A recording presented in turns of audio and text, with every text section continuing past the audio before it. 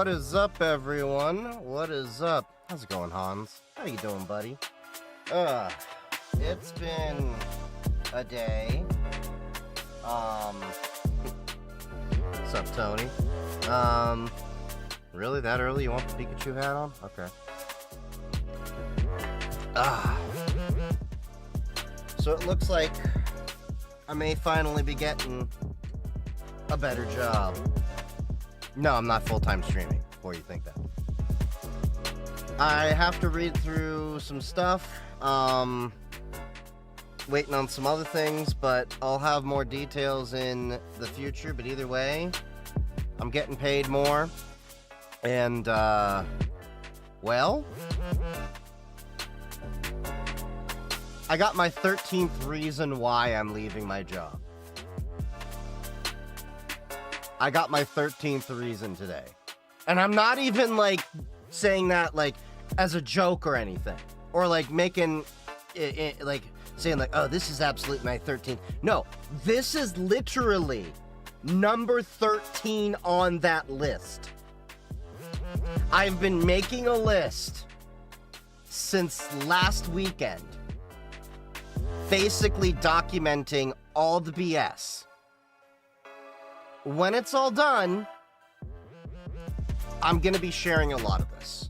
Because the honest truth is, there are some very teachable moments here, both for employee and management, that I want to make into a video. But I also want to clean it up and not cuss anyone out. Because there's definitely a big lesson in people learning their worth. Oh, damn it! I forgot to turn back on the. Kick ass. I can save money now and everyone can eat. Getting money in the daytime, even counting when I sleep. Wake up and getting bread, bitch. I do this for the streets. ADHD. It's Def just resubbed for 18 months. I'll be stuffing my foot into your TSA wallet. Thanks, Dev. Thanks.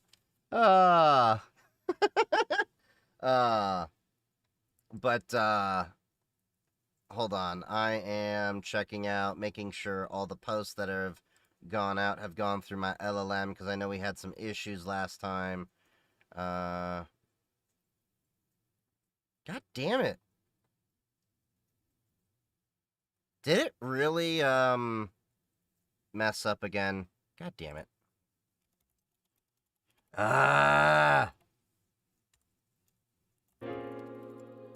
Hold on. Gotta see what's happening. Docker logs, stream daemon. AI generation returned none. Okay. SSH 192, what's it say? Your shoulder's effed from shoveling and snow blowing? Really?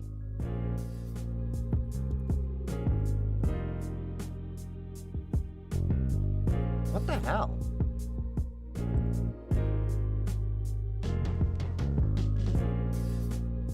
Failed to connect to Olama. Please check Olama, that Olama is downloaded. Okay, so I'm gonna have to double check why that is happening. Hooray. Need to troubleshoot that. Alright, but yeah, so good news. We're going to have possibly a new job on the way. Definitely excited for that. My 13th reason today, not only am I being underpaid, and do they shift priorities non-stop to the point you can't focus on what you need to do, and I'm overloaded on work to the point that everyone I've told every responsibility that we have for our team has been like, what the hell? You manage all those tools? How many people you got? And I'm like, we got 4. Only 4 people? We have 4 people dedicated to just the one product. Or maybe the one feature of the product. And not only did I not get a raise or a bonus, but they wanted to put me on a PIP. I'm busting my ass as it is. Like, I'm, you know, doing everything I can. And they just keep finding reasons to F with me. So, and then the funny part was, that what did they expect me to just sign the PIP on the spot? I'm like, I'm probably going to be leaving here soon. That if that was news to management, then that just proves one of the other points that I had, which was that they're out of touch. Yeah. Oh, and by the way, if anyone from work sees this, I haven't put down where I work yet. So, do with that what you will. Why does it look like you're about to cry? 'Cause I freaking took a shower and I got some soap in my eye. And if I'm crying right now about, you know, what's going on, I'm crying tears of joy because I'm finally gonna be out that bitch. Do we need another Luigi situation? Oh, you have no idea. I know where you work. In my basement. You plan on doing the 2 weeks notice? Yeah, to at least get my PTO payout, and no matter what, any job is going to need some time to do the onboarding process. So, as much as I'd like to walk out the building and go,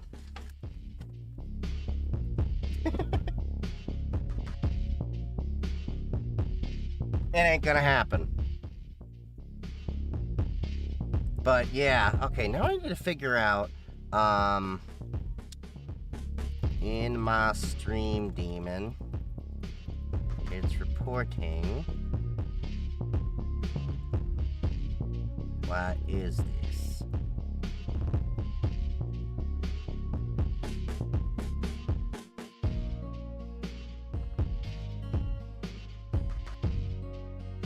At, giving my IP to troubleshoot this thing for it. If I get another job, I'll do the onboarding stuff, then just stop showing up at home. It's one thing if you're working at a, crap job like that. Like, if you work at Staples or Home Depot or anything like that, F them. You don't owe them 2 weeks. Because what are they gonna... They don't usually pay out PTO. You gotta take time off and they don't pay you.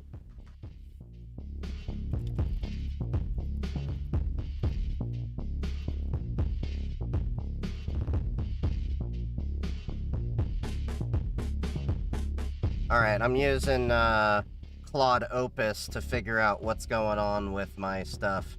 You like the skinned Pikachu hat?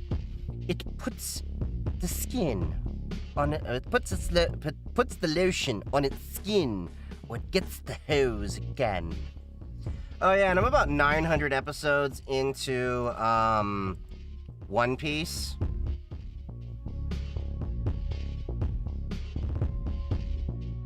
Yeah. I've been spending a lot of time on that. But yeah, I was already on the lookout for leaving my job because they're doing the whole full RTO thing. And you know what's interesting? Kevin O'Leary, you know, Mr. Wonderful, probably not the favorite of the Shark Tank, even had some choice words to say about RTO. You're almost finished with season 1. I know! I'm almost done with season 1.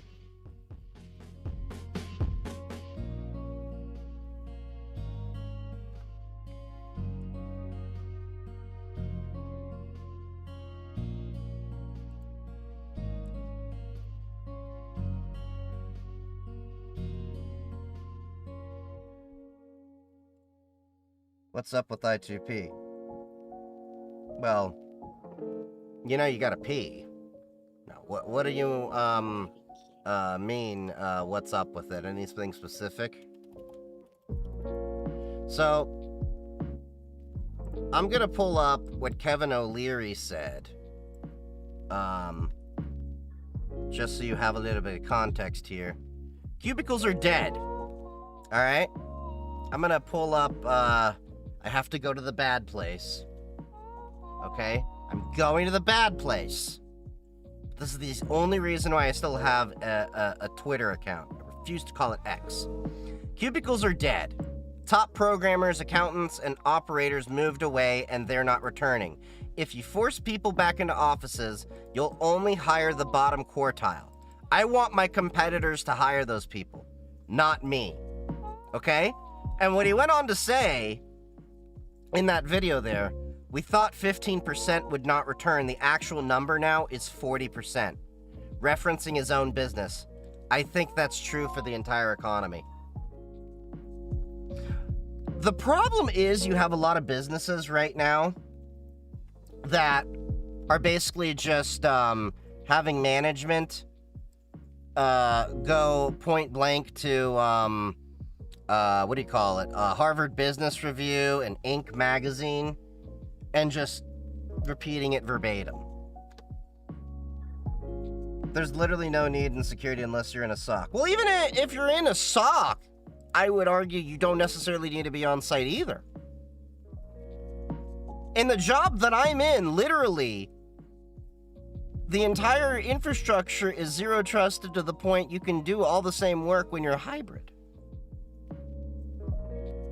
Like, there's effectively no reason to return to office full time. You're gonna join the Navy for cybersecurity? I'm pretty sure you're joining the Navy for other reasons. If you know, you know what they say about sailors.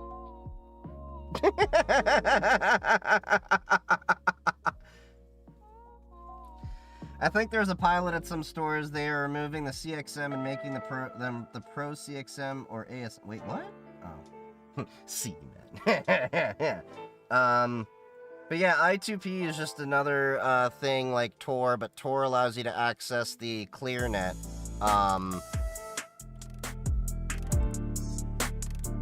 Hold on.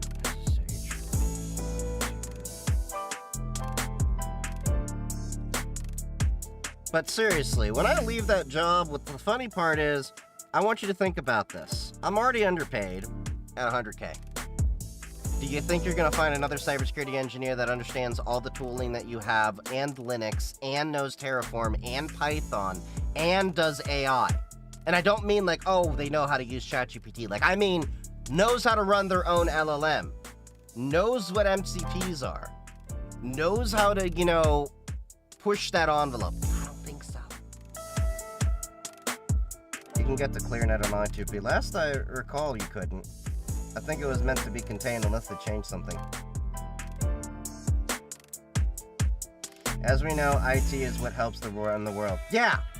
It's not girls who run the world, it's IT! Which also happens to contain girls. But I still stand by my point!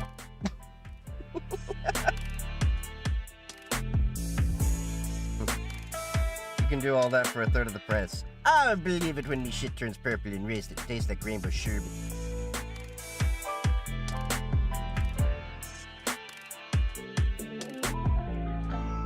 Okay, so you can hit it. There's no IP tables.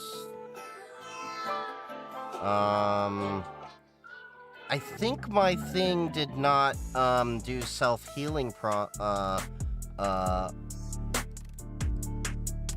did I not have self-healing inside of Stream Demon?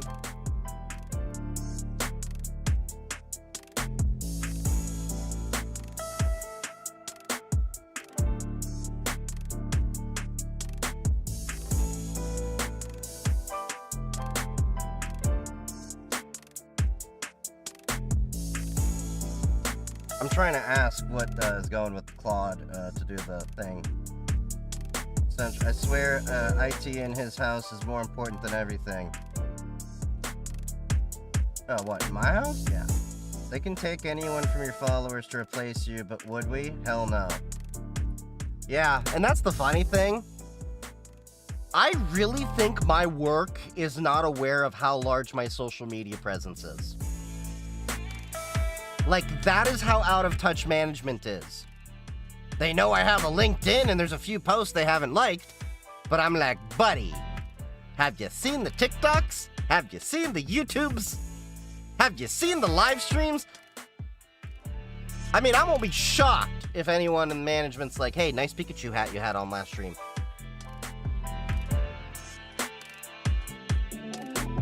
Sequel. Sequel is very useful. Unless it's to an 80s movie.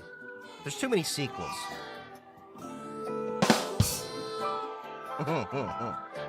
Would you recommend learning SQL for cybersecurity or maybe for something else? SQL in general is something you should at least know the basics of.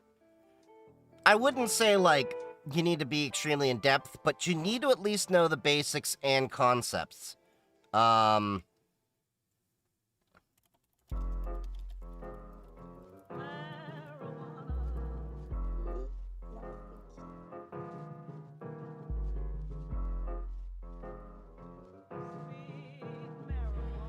there may not have been retry logic is the issue. Oh, that's fun.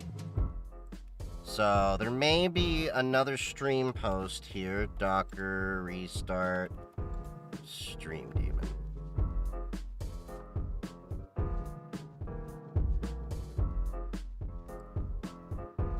Okay. I'll forward the stream to Bethany in HR so she can write a review. Bethany died of a snake bite in Oregon Trail. Do you not remember that?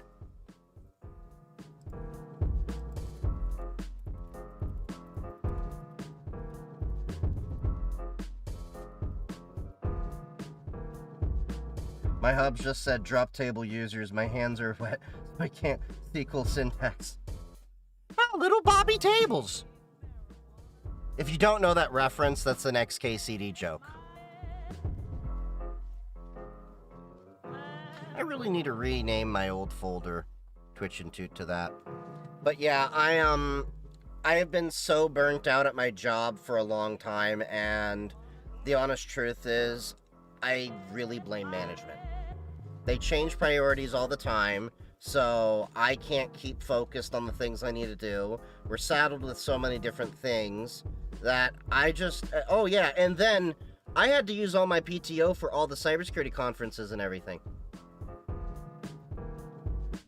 Every job I've talked to, at worst, said, okay, we may not be able to pay for all the conferences, but if you go, we won't make you take PTO.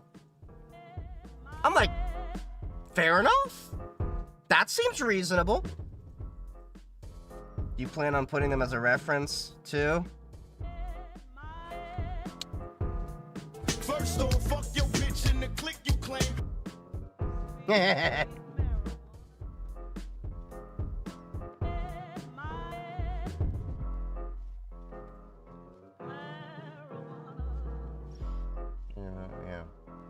Herman Millie? Yeah, I got a Herman Miller chair.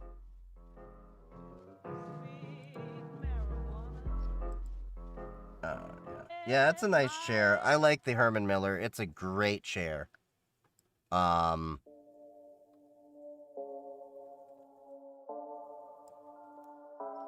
Honestly, the thing I tell people is don't buy them brand new. Get them with, what you call it? When they're used, you can get them cheap. Chief's reference is chat. Yeah!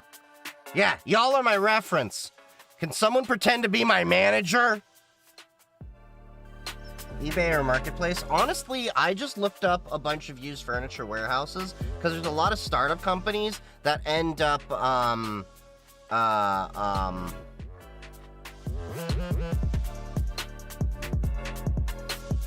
god damn it. It's not doing the thing.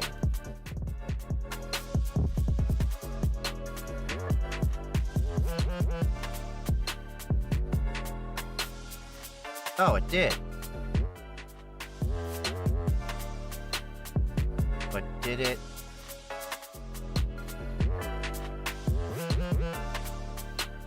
Failed to connect to Olama 214-11434.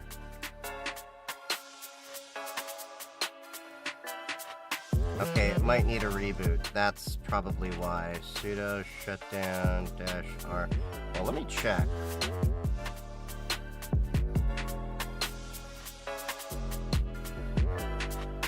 And if that's the case, then my self-healing didn't work for it.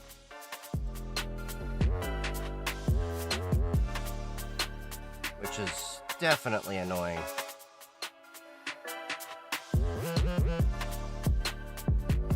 Yup.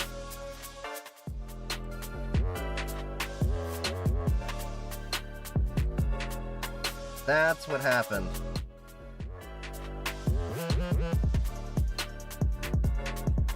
I don't know why it's been crashing. It's the weirdest thing because the 5060 Ti is still being seen.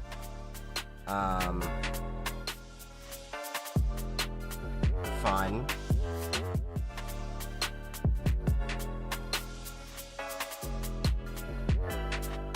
Yeah, I'm messing with it. I should probably do it from dev, but yeah.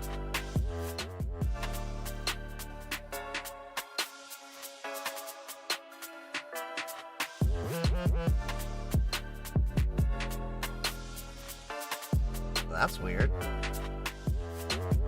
It literally doesn't have any of my models.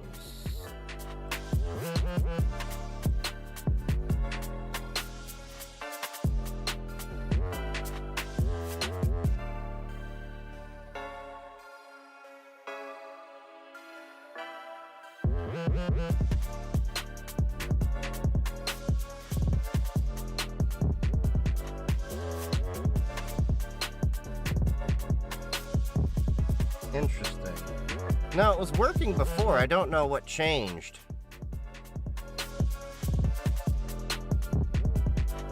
Ah, it's failing.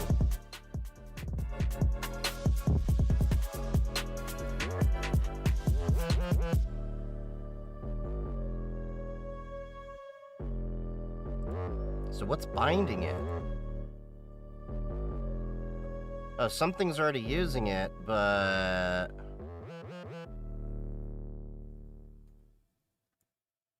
Ah, I thought the default was supposed to be disabled.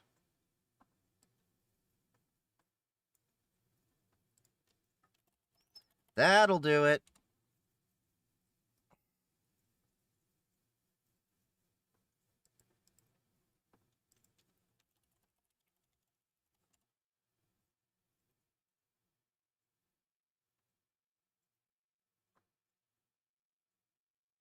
Okay, I'll show y'all what we're doing.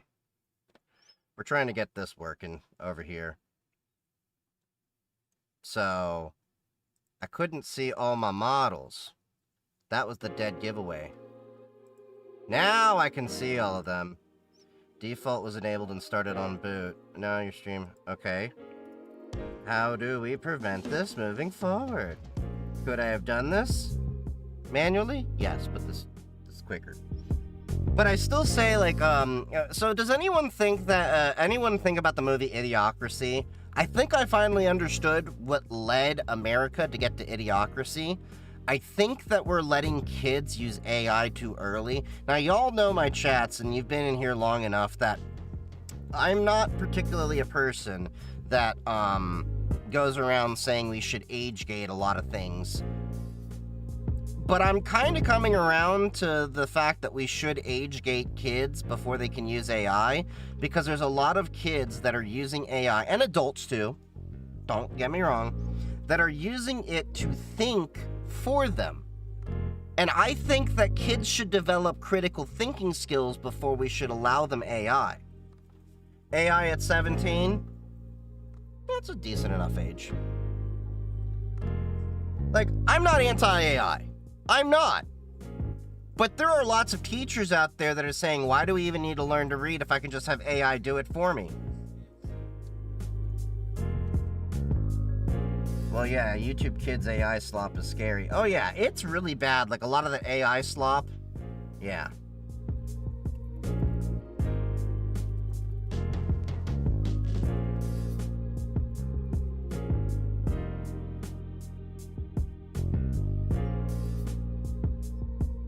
They don't get taught emotional regulation before they learn to get offline. Yeah, and I kind of...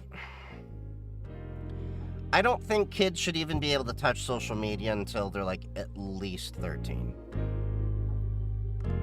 Maybe a little bit more.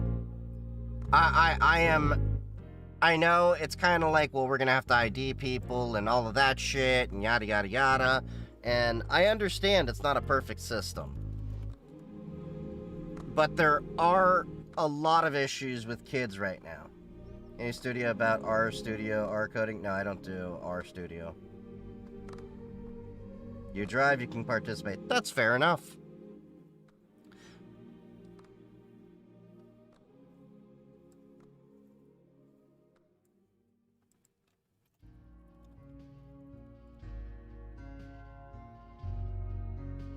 OCSP is hella badass. I eventually want to go for OSCP, maybe after my bachelor's, but I'll cross that bridge when I get to it. I asked my work to, you know, help me get that for a while, but I don't think they have any vested interest in allowing people to advance in their careers. I know that might be a shocker to some people that are hearing this, but I've just been dealing with too much BS over there. That, like, dude, I even had to fight for 2 months to get a mere $275 in local conferences expensed. Like, not even food, just straight up 2 conferences. Is this Linux? Yes, this is. No, this is Patrick! What code editor do I use? I use VS Code. I'm basic. Although at work I started using Kiro. Is this Python? Yeah, this is Python.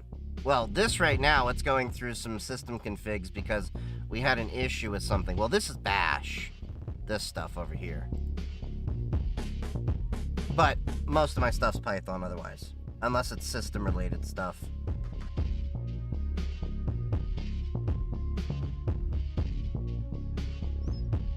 Use Hero? No, I use Kiro. Kilo, India, Romeo, Oscar. It's what AWS runs. It's good if you have AWS.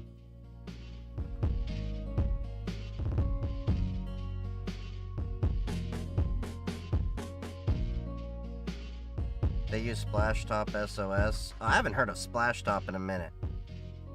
How do you spell the code editor you just... Oh, yeah. Kiro. Kilo, India, Romeo, Oscar. Kiro. Are you trying to send an email right now? No. I'm trying to get the API opened because for some reason it was starting up and Olama was having a conflict.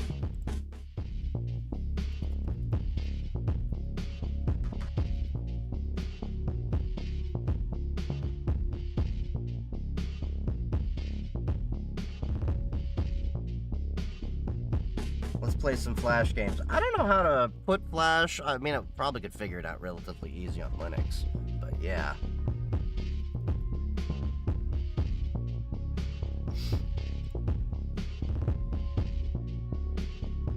Yeah, Kiro, that's the way you spell it. Google based their IDE on VS Code. Everybody's basing their IDE on VS Code. So what we did, the immediate fix, stop olama.service, disable olama.service, removed olama.service mask, removes from boot, creates symlinks to null. Okay. Default is masked, permanently blocked, with my 2 things working there. So with that, let's, reboot again. Make sure that it comes up nicely this time. And then we'll get into the review on stream. I was gonna give you to destroy the computer file. There's an open source Flash player. Oh yeah. I kind of presume there was an open source Flash player. You know what's kind of interesting is that Linux now is the better platform if you're playing older games. Because Windows 11 can't play a lot of those older games anymore, but Linux can. And I don't know if I'd run Flash on a Windows machine. They controlled your phone. What, with Splashtop? Yeah. You can do that with a lot of the stuff nowadays.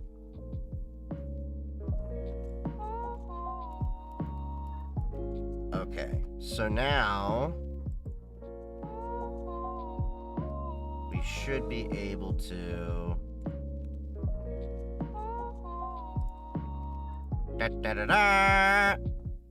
okay.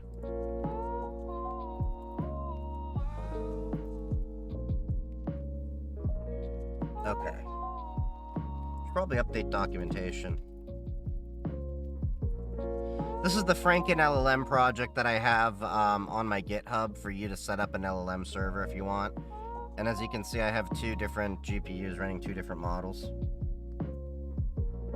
Is resetting my phone to factory settings enough to prevent criminals from controlling my phone?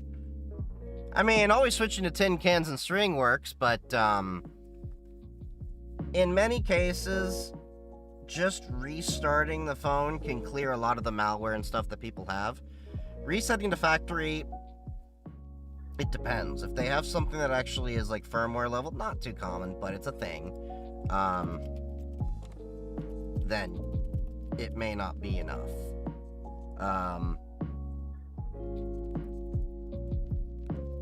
I do also recommend people that get into cybersecurity to at least know Git, like you see what I'm doing.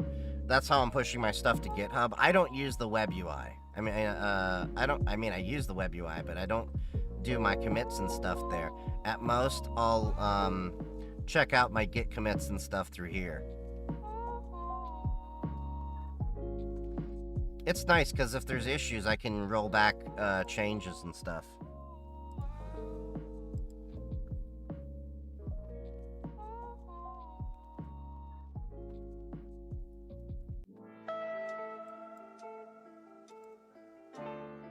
Wait, I thought I just did it.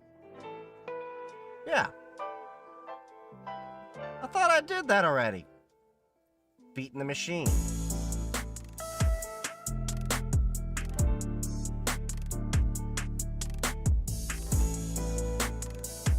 Oh yeah, beat the machine. So this is why it helps when you're, you need to know your basics.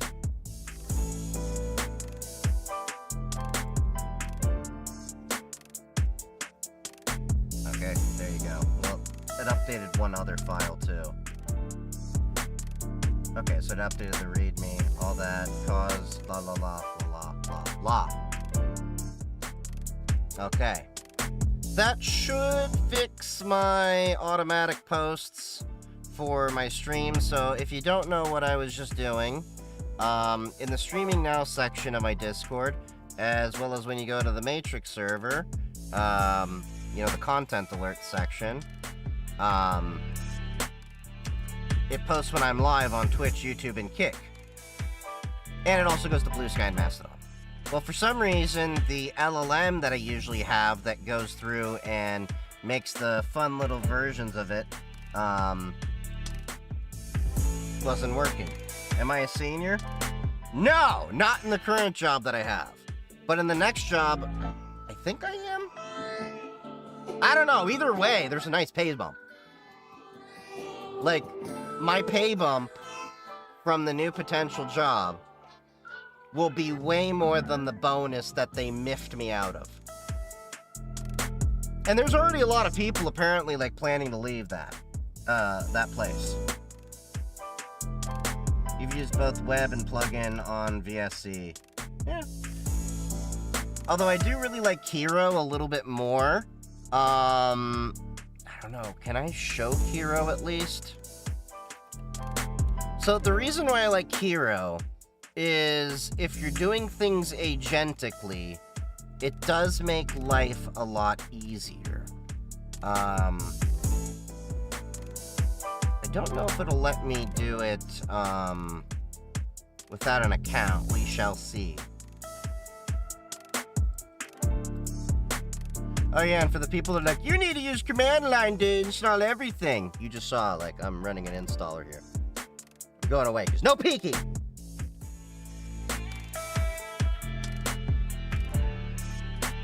Okay. You try OpenClaw? I haven't yet. There's so many different tools out there I haven't played with yet. I don't have all the time. Okay, so Kiro. Okay, it didn't index yet. There we go. Hero. Okay, I can sign in with the GitHub. Give me a second. Make sure I'm not pointing at anything I shouldn't. Authorizing it.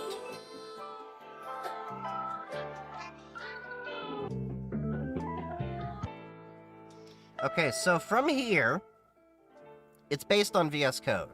So you can immediately just import all of your extensions. Now, the one thing that, gets funny with it, it, tries to install the extensions and you'll hang there. So just go next, continue. And then it should pop up, there we go. Trust installer for the publishers, all that. Yep, Red Hat, draw.io. It'll just start going through all your extensions. So we're just going to reinstall all the extensions I have over on VS Code.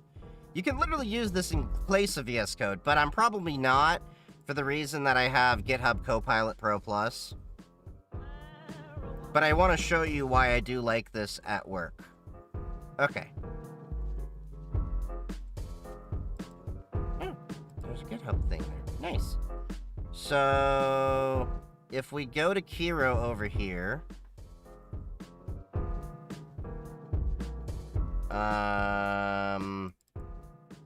let's just open up... We'll open up this project over here. Yes, I trust the authors in this folder.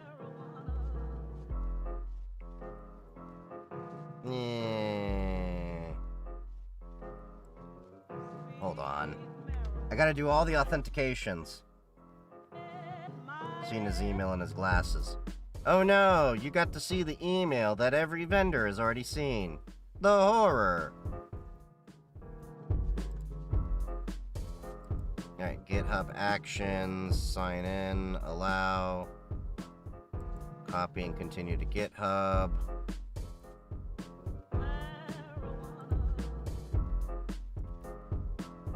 It has you enter in a code, that's kind of why I'm hiding it.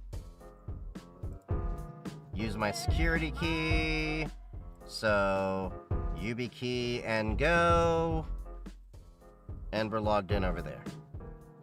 The most annoying thing with starting with a new IDE is all the stuff you have to install.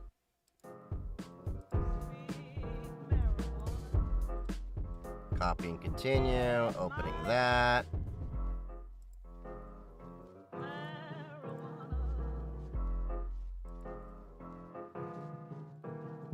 Okay.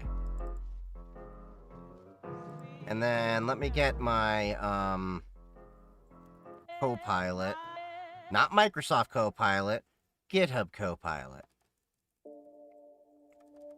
Which I really wish Microsoft would, I'll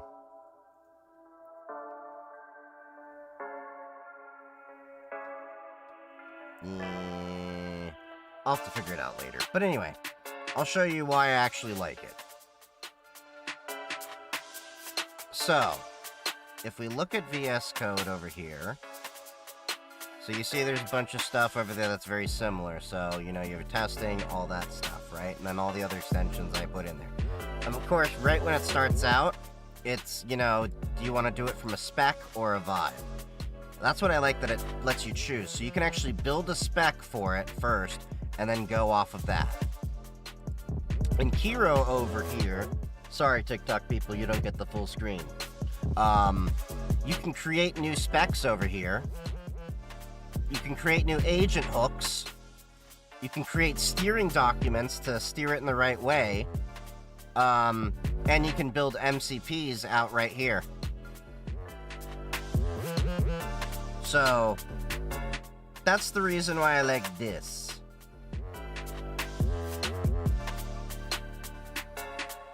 Although, it doesn't have Claude Opus over here.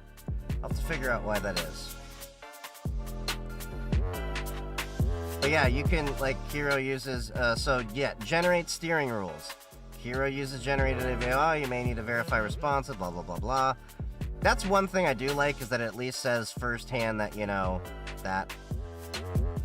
Analyze this repository and create the basic steering rules. Let me start by examining key files to understand the project structure. So it's reading all of the files for text and everything, examining it, and now what it's created, a product markdown file, product overview, a tech markdown file. If you stop moving, that's going to explain it right here. Provides a concise overview of what Stream Daemon does, an automation platform for content creators. Tech markdown documents the technical stack, and then structure maps out the project organization from the main application entry point through the modular. So the steering doc will help it basically stay on point in terms of context. So there's a few tools in here that I actually like a little bit more. I do need to figure out how to get GitHub Copilot Pro Plus working a little bit more with it. But it's Amazon's thing, so who knows?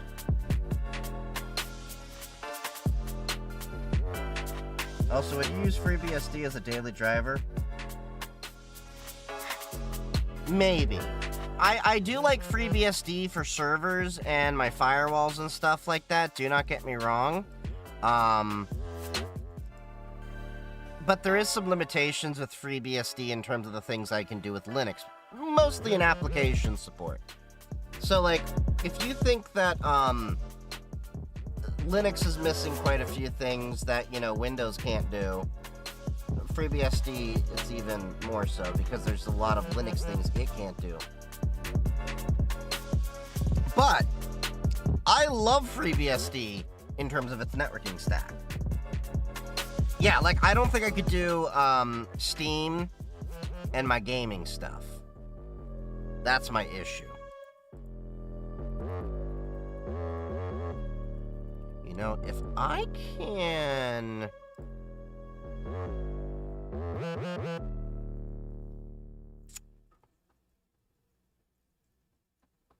Try BMAD. Oh, BMAD? What's BMAD? Somebody was talking about BMAD. Okay. But why is Kiro...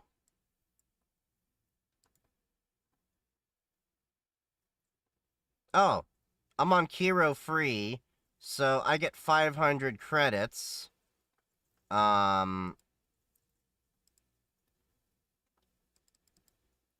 With it. Interesting. But what I'm curious about is... how do I get Copilot? For me to fix the game, so opened up my toolbox. Sandpaper 144 is now chilling in the lab. Hey, thank you for the follow. Codex Copilot. What the hell? I'm gonna have to figure out how to get GitHub Copilot in there, because if I can use GitHub Copilot, Let's kick ass. I can save money now and everyone can eat. Getting money in the daytime, even counting when I sleep. Wake up, they getting bread, bitch. I do this for the streets. ADHD. Sandpaper 144 just subscribed. thank you for that sub over there, buddy. Appreciate you. Focus, focus. Yeah, that's right. I come with receipts. Thank you for showing me I can use Linux as a daily driver. Oh, I can't say it enough. Hey, no problem, buddy. Welcome to the dark side. Or are we the Jedi? Microsoft is the dark side. But the dark side is cool lightsabers. We're Jedi with cool lightsabers.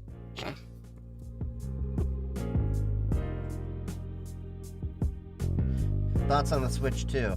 Not a fan of the Switch 2 with a lot of the cartridge BS they have. Although I'm not a real big gamer. I'm gonna be honest. But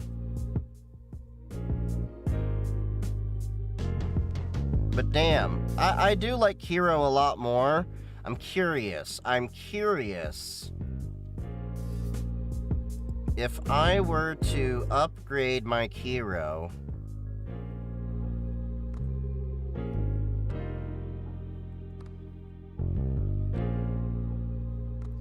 So you can do agent steering, model context protocol. You get 50 credits per month. I mean, overall, Hero ain't bad. Although 1,000 credits is kind of easy to go through. I can tell you that from experience. Because I'm on the GitHub Copilot Pro Plus, which is equivalent to the Hero Pro Plus. But yeah, this is the free plan. Estimated usage. So far, I've used 1.57 credits. Wait, I get bonus credits. So those are one time. And then I get an extra 50 over there. Your thoughts on people installing Linux on PS4 to use it to play Steam games? It's not really surprising when you actually know that the PlayStation was actually a, it's more of a free BSD console. So yeah. Let me find out. Oh yeah, I forgot to share this with y'all. My pen tester buddy shared this with me. This is CVE Watch. So, this is apparently a high signal CVE monitoring for bug bounty hunters and pen testers. So it's a CLI tool that you can easily run. Very simple. Look at that. It's got like 147 lines of Python. Very simple. But basically, it can send Discord webhooks to give messages. You can set up the environment there. Very straightforward. So you can set the defaults, everything like that. Because if you look at a lot of the CVE feeds, they kind of get to be noise. So I was thinking about actually putting this into my Discord.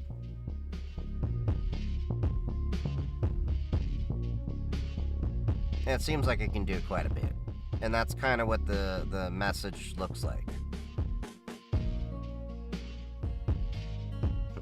You vibe coded too. Buddy, Darko, how many times I gotta tell you? Sticking a vibrator up your butt and coding is not vibe coding!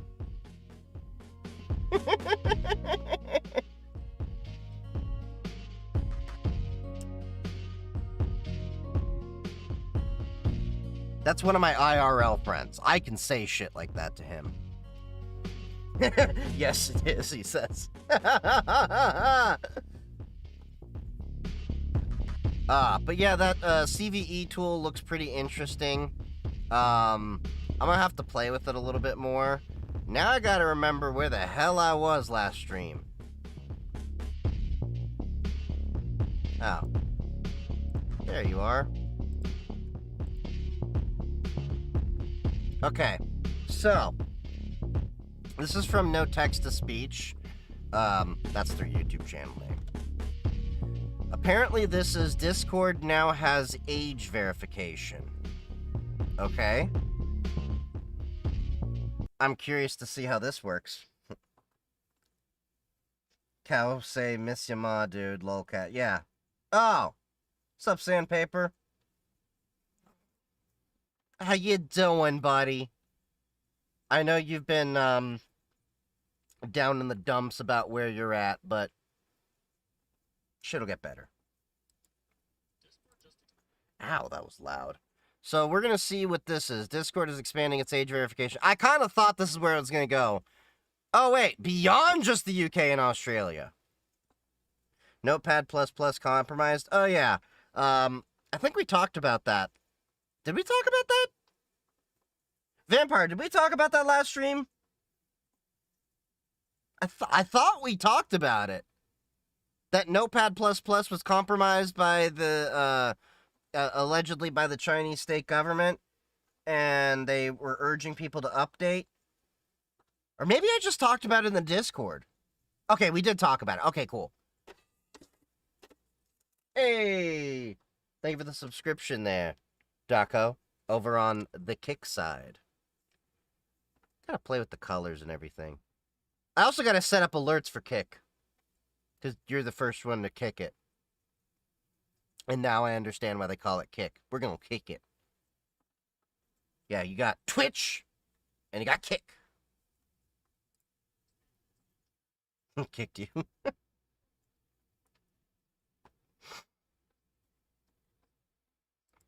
Okay, hold on. I gotta see something here. Am I dropping frames? What the hell? How am I dropping frames? I thought I fixed this.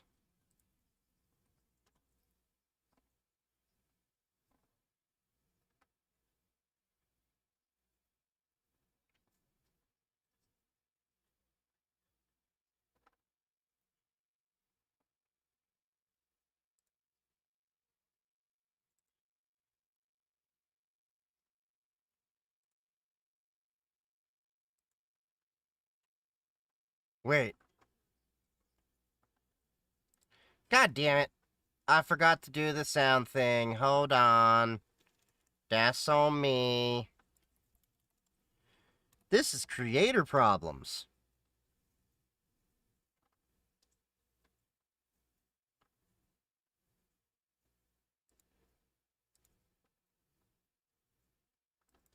Okay. This is the problem of having to output it to 2 audio sources. You have to create a combined sync, and I forget to do that every time. Front, left. Okay, it's working. So, now let me move that to the side because I'm trying to do a fix. At the same time, refresh that.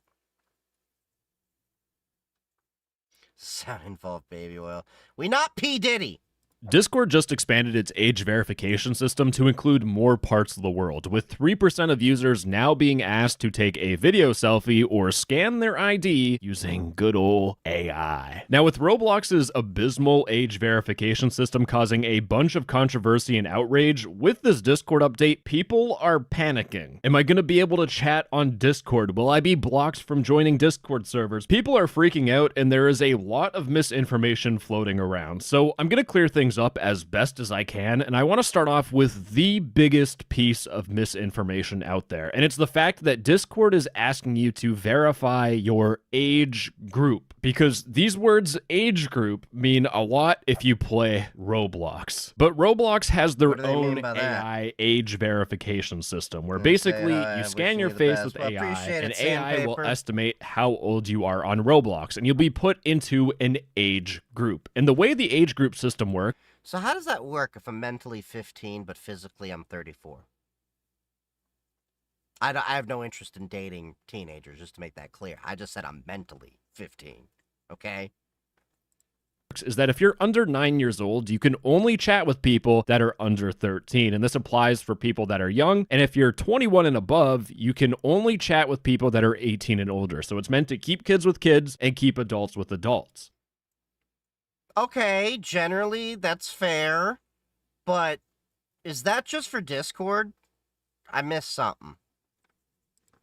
Oh yeah, so it's Discord age. So this becomes a little bit of an issue here. All right, let me put it out there. I have a community where you have a lot of, still minors. We'll call them young adults.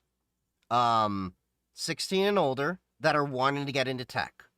They are still of high school age, and this is a professional server. Sure, we have goof time, we goof off and all that, and make funny jokes, and maybe some of them aren't age appropriate for them, but generally it's a tech, Discord. How would that work out? Because you do have a lot of these, older kids that are wanting to think about their career moving forward and generally want to talk to professionals to understand what path they should start taking, as a lot of them are thinking about like college, vocational schools, and all that. So I'm curious to see how that plays. Oh, that specific chart is for Roblox? Okay, then. Never mind! Problem, though, who could have ever seen this coming? If you thought about it for 10 seconds, this would have been obvious, but the second this thing went live, no one was chatting in Roblox. And you can see the server is full. As you can see, it's a full server, and nobody's talking up.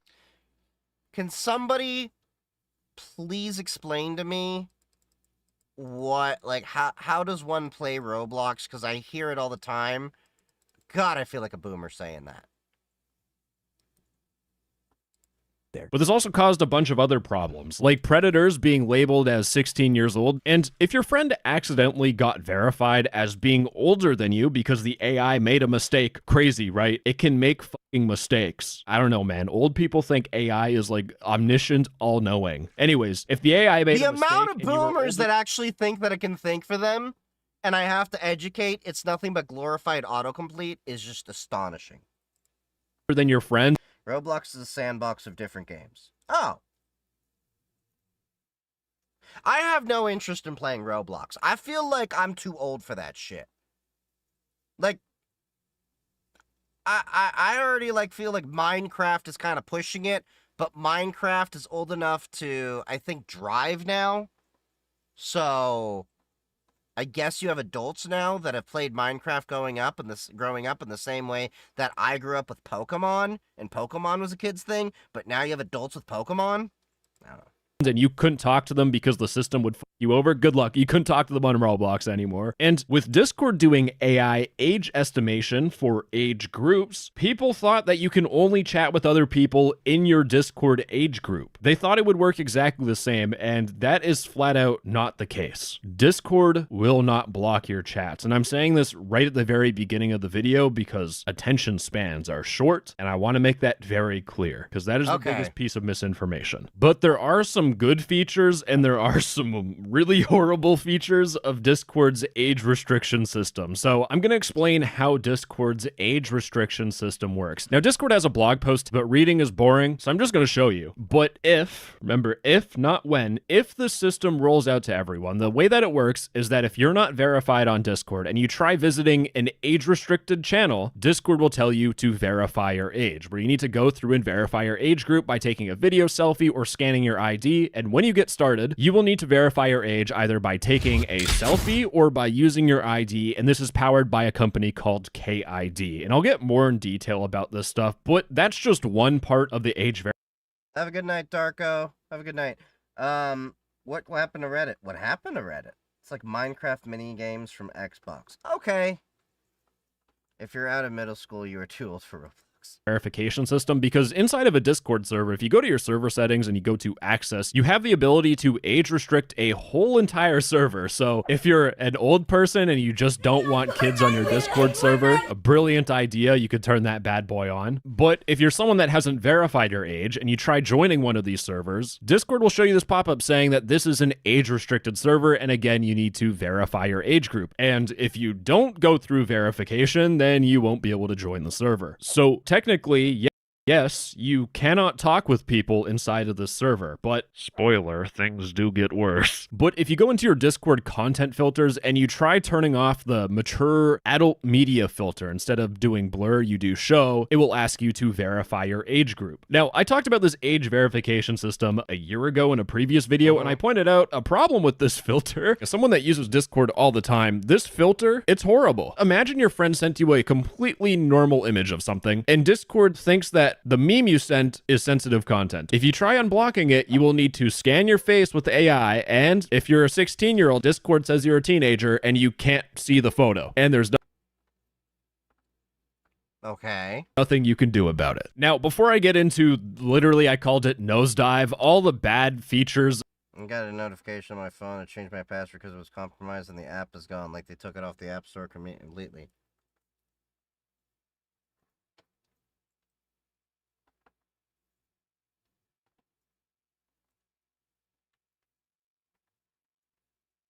Well, I got it. Still there.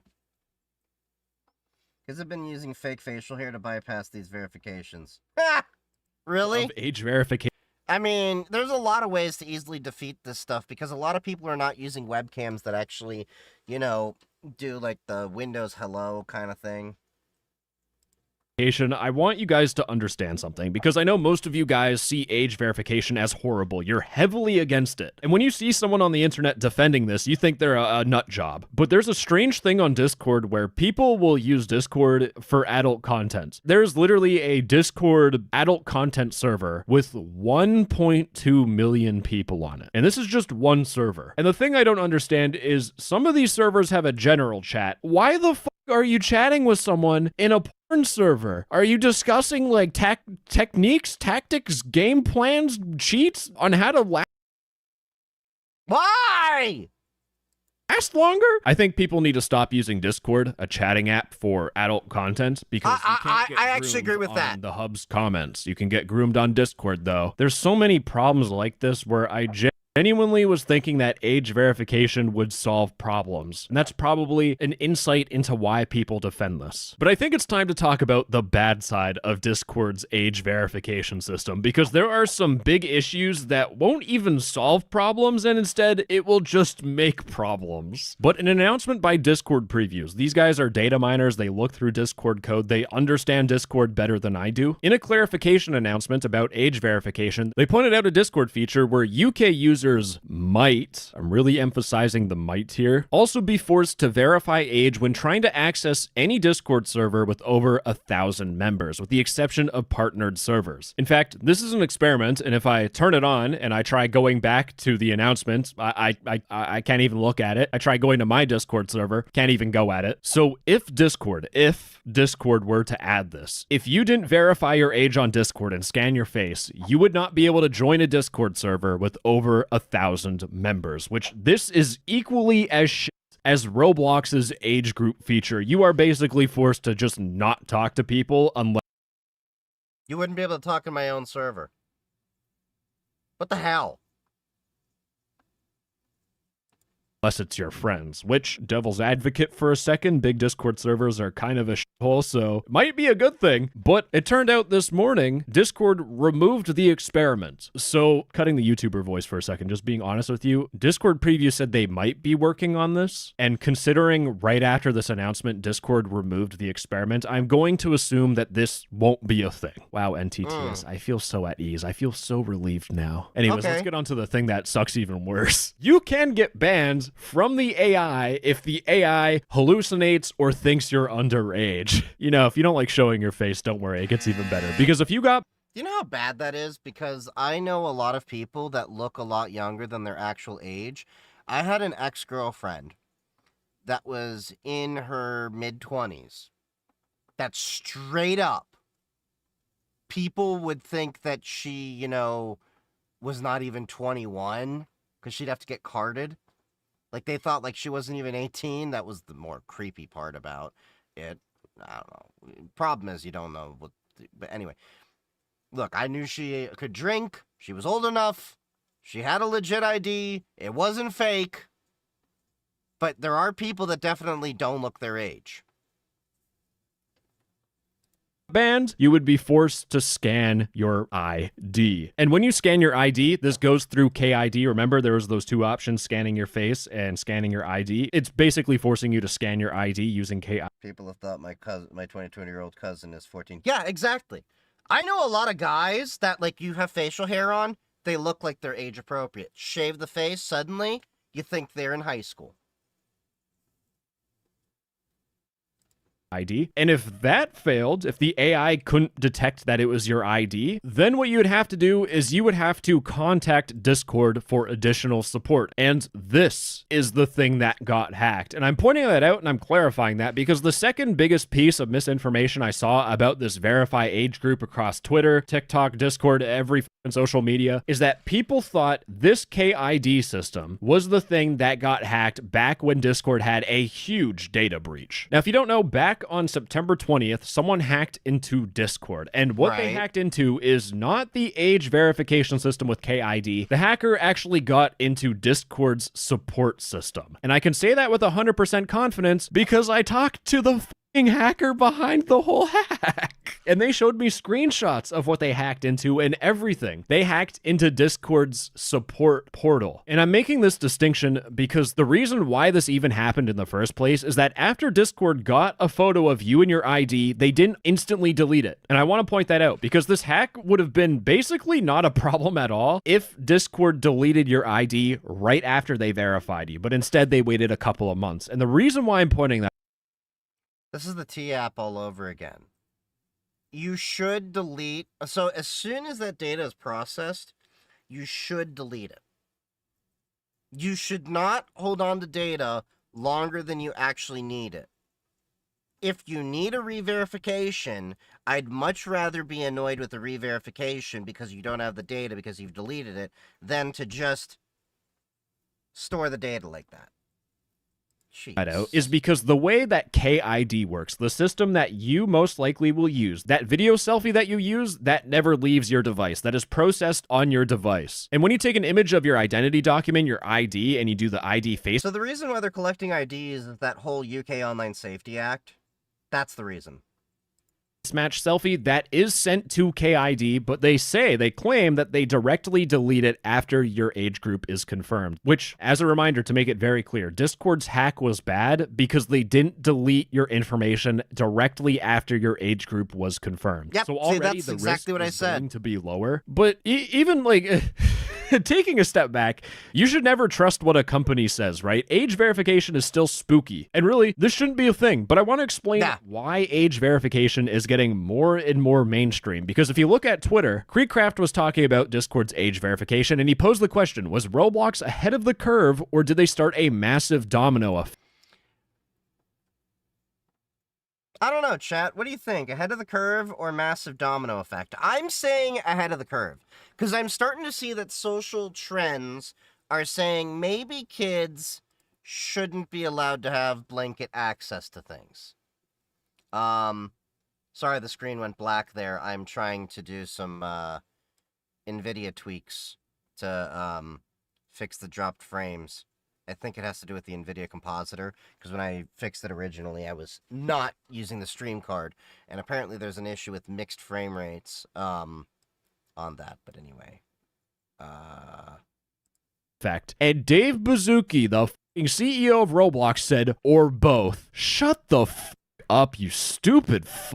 Holy sh**, this guy is an idiot. He's trying to take credit for this or say that Yeah, I'd say that they definitely were ahead of the curve. But yeah. Okay. Roblox started it all. Go f*** yourself. That is completely wrong. David Bazooki is literally contributing to the misinformation by trying to stroke his own dick and get glazed by himself. He's like, I feel so good about myself. Shut the f*** up. Scrawny dork. Before Roblox did all their age verification and pissed off everyone, Discord already had their age verification system in the UK and Australia. In fact, I made a video about this 9 months ago where I covered why this age verification is happening, and it's because of how fucking stupid the UK government is. Here's literally a clip from the video that I made just to show you what the government is thinking. The UK government passed Ofcom's Online Safety Act. The point of the Online Safety Act is a whole bunch of laws that protects children and adults online. Now, hot take here for a second. I don't want the government to protect me as a grown-ass adult with a fully functioning, developed frontal lobe. Okay, maybe not that developed, but I'm an adult. Why is the government trying to protect me from the internet? Now, protecting kids is self-explanatory, but they also wanted to protect adults from trolling. This is from the UK government. How Oh no, the internet is bullying you as an adult. The majority of people that, like, don't get me wrong, there are trolls out there that absolutely, you know, cross the line. I'm not discounting that. But the majority of people don't know how to let things go. Like, go to Twitter. A lot of it is trolling from people, and they don't know, and they'll just go back and forth, back and forth. Do you know how many people have, like, started arguments with me on, like, Facebook back when I had a Facebook account? And then I just end up, you know, being like, you know what? I don't need to expense the energy here. There are people that, for whatever reason, get hooked on arguing. Like those serial debaters. You know what I'm talking about? Like, you go on TikTok or YouTube, you just find people that are debating with people. Do you really think you're going to change society or do anything with debating? No!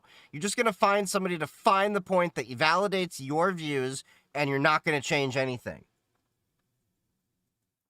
I don't care what side you're on. Like, very rarely do you get to actually... Debates rarely change minds. Discussions, I think, do. There's a total difference between a debate and a discussion. stupid are they? And for Australia, they had this heater. So the Australian government is stopping you from visiting social media if you don't meet the mandatory minimum age of 16. When you're able to drive a car in Australia as a learner, you now have the skills to handle Instagram. That's how batshit insane this stuff is. They will let you drive a 4,000-pound death machine, a car, and crash it into like the side of a highway, killing your whole entire family. And that is the same age that's an you need image. to sign up for Instagram or Discord. So it's it's so funny to me. There's like Elon Musk levels of like trying to look cool. It's not this old guy that caused this age verification. It's the other old people. It's the governments that caused this. And the government is stupid. Because, ladies and gentlemen, this next section of the video is called Hello Boomers, Welcome to Bypass Education. Because here's the thing, with any sort of age verification, kids are gonna learn how to bypass it. The first thing I saw when I opened up Twitter yesterday was this kid doing Roblox age verification where he drew on a mustache, and guess what his age was? 12? Maybe. I'm guessing it put him down as like 24. Maybe they think he's 21. 106 years old. Oh! Have you seen the War Thunder forum debates? Those people are scary. Yeah, War Thunder is an extra special case. That's what the AI thought. And then I saw another video on Twitter where someone was using Gary's mod, and they used a Steam Workshop map specifically made to bypass age verification, and they did it on Discord. And with shit like Unreal Engine 6.9 gazillion making games realistic, you have super realistic video game engines where you can control people's faces. People are just going to learn how to use Unreal Engine, and they will do age verification because AI is f***ing stupid. Old people... We're in an age now where we have adversarial AI just to, yeah. An AI. I'm losing it. Genuinely, like the government thinks that kids won't be able to find a way to bypass it. These government child... Man, I remember as a kid all the things we were trying to get around. Man, we would be crafty to go get, you know, Playboy and stuff like that. Safety laws do absolutely fucking nothing. They're about as useful as mesh underwear protecting your jeans from a shark. So really, how do we fix this child safety problem? And it's simple. Parents need to lock the in, man. When I was a kid back in 2010, the internet still had places where I could put myself at harm or talk to a predator. And I genuinely, in my childhood, almost talked to a predator multiple times. I was a stupid kid. So what... Okay, straight up, I've told y'all about the time when there was some random stranger that hit me up on AOL Instant Messenger and was trying to, you know, get to know me and all that. And I was like, something's off, and I immediately grabbed my dad, and then he jumped on the computer. And then I think I remember him calling the police or something like that and digging into it. But yeah, like I at least had the wherewithal of, this is not any of my friends. I don't know you. I don't want to talk to you. Get my parent.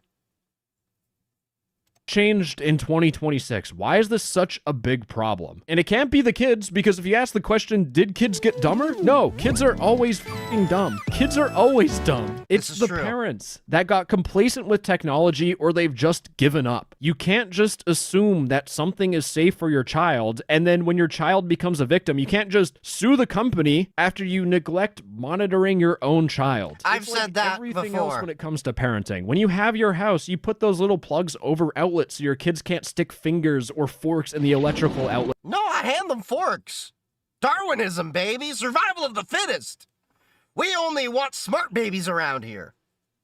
And die. Like, taking a step back, it's horrible that all these kids are becoming victims and getting harms, but you have to realize that a proactive parent could stop a lot of these cases, and educating both parents and kids that the internet is unsafe is what the government really should be pouring their resources into. I agree with that. I feel like I'm the guy who's like, don't hand them a freaking packet, yo. So anyways, gamers, hopefully I remember that video. I was applauding that guy. hopefully that was helpful, but I do want to say, I don't want to leave you on like a sad note, but a lot of new parents now, from what I've heard, they're afraid of letting their kids on the internet, and they're going to be watching them like a hawk doing that proactive parenting. So hopefully in the future, things will just improve. But anyways, gamers, that's all she wrote. Bye-bye. I love you.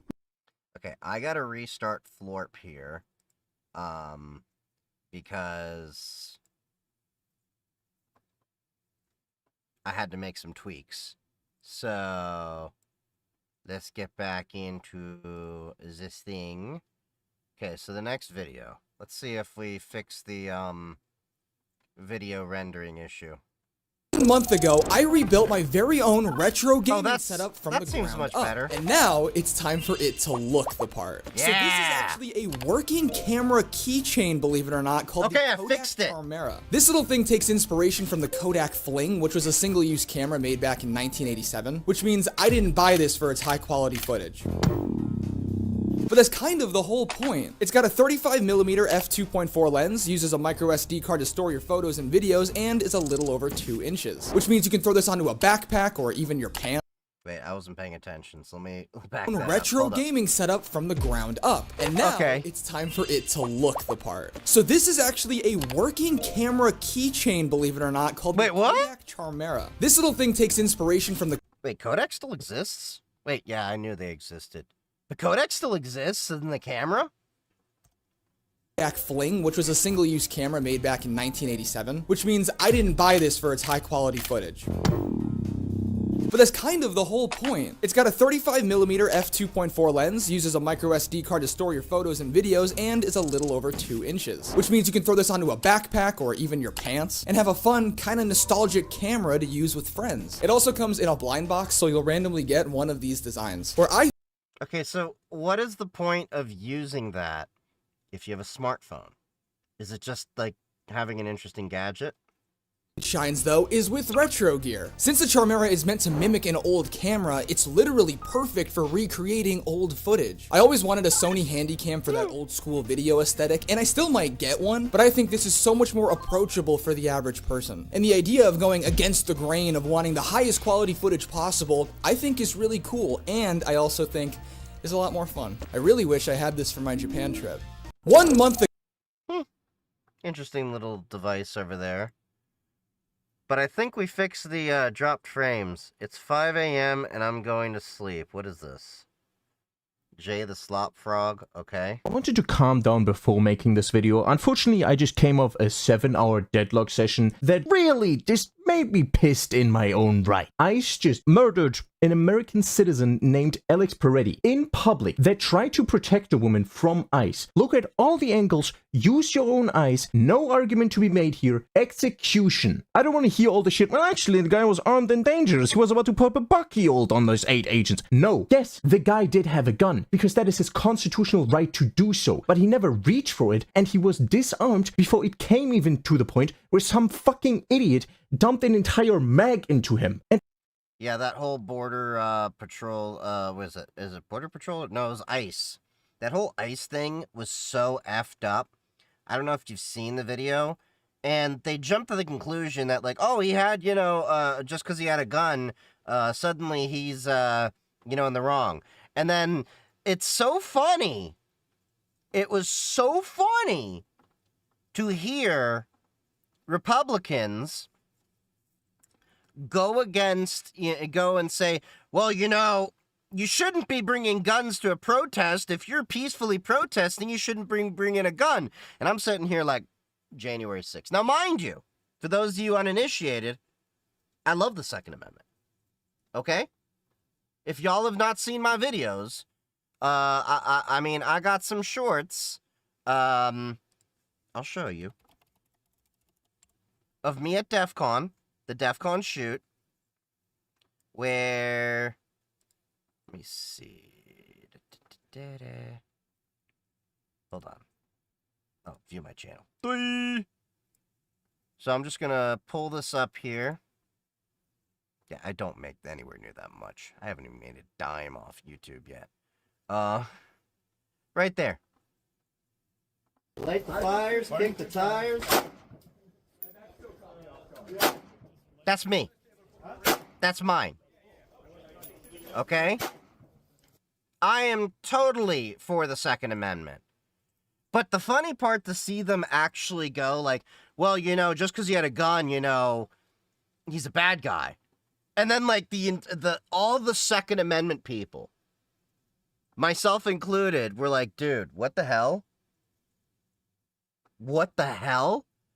Are you saying that guns are the problem and suddenly you're anti-Second Amendment? And then they had to start walking it back because the NRA finally opened up their damn mouths and started being anti-Trump.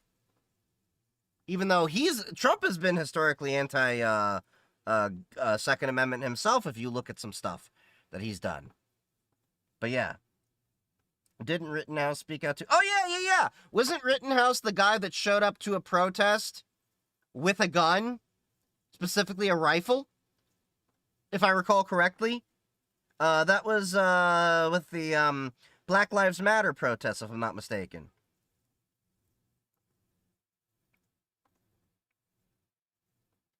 The OGs remember Pop. What? But yeah,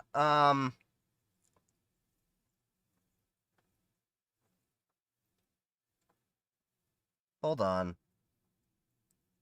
Did my TikTok just go derp? Yeah, for some reason, it, like, jumped over to the next stream down below, and I was getting somebody else's TikTok chat. That was the strangest thing. But yeah, Rittenhouse brought a gun to a protest. Wasn't he, like, acquitted or, But basically, if I remember, he's free. Right? But yeah. So it was interesting to see Republicans completely flip the script to fit their own politics.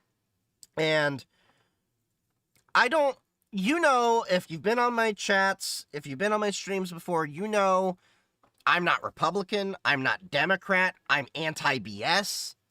I have no sacred cows when it comes to politics. I just, if Democrats say something stupid, I'll call them out. If Republicans say something stupid, I'll call them out too. If either one of them says something that, actually makes sense, I will applaud them. But I don't understand how Republicans flipped the script entirely and then suddenly said, oh yeah, you shouldn't have a gun, at the, protests and all that. And back in the day, when I would go to protests, I'd be concealed carry. Just to protest peacefully. I have no intention of bringing it out. And your right to self-defense should not be limited to places that government deems you just shouldn't be able to. Like, I don't even agree with the whole idea of, like, by default that churches in some places are gun-free zones. Because the reality is, you think a sign's going to stop somebody when they actually want to do that? At least my synagogue has had the wherewithal to be like, okay, we'll let you carry. Just let us know that you're carrying. That's it. And was underage, crossed state borders with, I think, not his own pew. God, that is... I didn't remember that part of it, but yeah, that's effed. But anyway. Same people arguing that actually because he was armed that was totally justified are the same people that would go full rage when you even threatened to take that right from them. The guy what did I got just shot say? While he was not armed, he was curled up and not a threat. Why are we defending this? Yeah, actually, those 12 shots were really necessary because he could have gotten mercy res. The fact that people... The fact is that there has been on record where a lot of these ICE people are trigger happy. They can't wait to shoot someone. You should not have anyone in the position of law enforcement that has the mentality of, I can't wait to shoot someone. It's one thing if, you like to go hunting, kill a deer, kill a turkey. Cool. It's one thing if you like to, use it as a hobby. Like, I like to go shooting at the range with paper targets. Maybe I'll do some movement shooting and go through, a shoot house or something like that. That's cool. If you get it as self-defense, that's cool. But you should never buy, own, or handle a firearm with the intention of, I can't wait to shoot somebody, even when you're in the military, because you don't want to necessarily... I mean, like, I understand in military there's rules of engagement and all that. I'm not disputing, like, you go in military and you're going to shoot people, but you have to be able to differentiate friendly from enemy. And if you can't do that, because when you are law enforcement, one of my friends who became a cop explained this to me very well, and I learned about this. You have to be able to go from intending to inflict deadly force to rendering aid in seconds. The person that was just about to threaten your life, that you disabled, you now have to go stop the bleeding, stabilize them, and, you know, just put all that baggage aside. And not a lot of people have that temperament. But a lot of people in ICE, I don't think they have that temperament. And that's the problem. They're too trigger happy. I think ICE, and let me put it this way. I do not think that all agencies should be armed. Let me be clear on that. I didn't say that I don't believe in law enforcement not being, I don't believe in law enforcement being armed, that some agencies shouldn't have the capability to be armed. ICE being one of them. If they need to have armed agents around them, collaborate with local law enforcement, collaborate with the FBI, collaborate with ATF. Hell, I don't even think the IRS should have guns. A lot of people don't know that. The IRS has a lot of armed agents. Using this is beyond what my brain can handle. If your first thought is to look for a justification, you're not human to me. If you're looking to justify us, you are a sheep. You believe what is told to you without thinking for yourself. Also, I do want to throw in a quick reminder that if your whole argument for ICE is that they're getting rid of pedophiles, rapists, and so on, I think the White House is a good place to start, considering these people don't follow laws, and they are also in the Epstein files, making them pedophiles, and most likely as a rapist as well. And you know what the worst part is? The people that are supposed to protect you from this type of stuff, like for example Tim Walz, you know, the governor of Minnesota, the place this happened, said, I told the White House the state must lead the investigation. Oh yeah, because that worked so well the other 50 times. He isn't going to do shit. The guy's a fucking pussy. At this point, Trump could throw a nuclear bomb at Minnesota, and the guy would go like, no, Trump, this isn't you, Trump. Please don't do this, Trump. I don't know, man. He didn't listen the 50 other times, but maybe if I tell him to stop this time, it's going to work. I don't know, man. Try something else for once? Aren't you supposed to be for your people? It feels like you're doing fuck all. The people that voted you into power are being murdered in your streets, and you just say, well, I need this to stop real quick. Please, can we calm down? No! I wanted to... Yeah. This whole situation's been effed. I will say that. Nice hat. Yeah, somebody redeemed the channel points, so we're wearing it. We already talked about the Furiosa AI. God, we have a lot of content I still need to catch up on. I gotta make another stream night. We can watch this another time. Okay, so what is this? From Kickstarter, for the love of computing, Mecha Comet Open Modular Linux Handheld Computer. Okay, so first off, let me give the forewarning. I am very skeptical whenever we talk about a Kickstarter, okay? There's been a lot of projects out there that have been snake oil.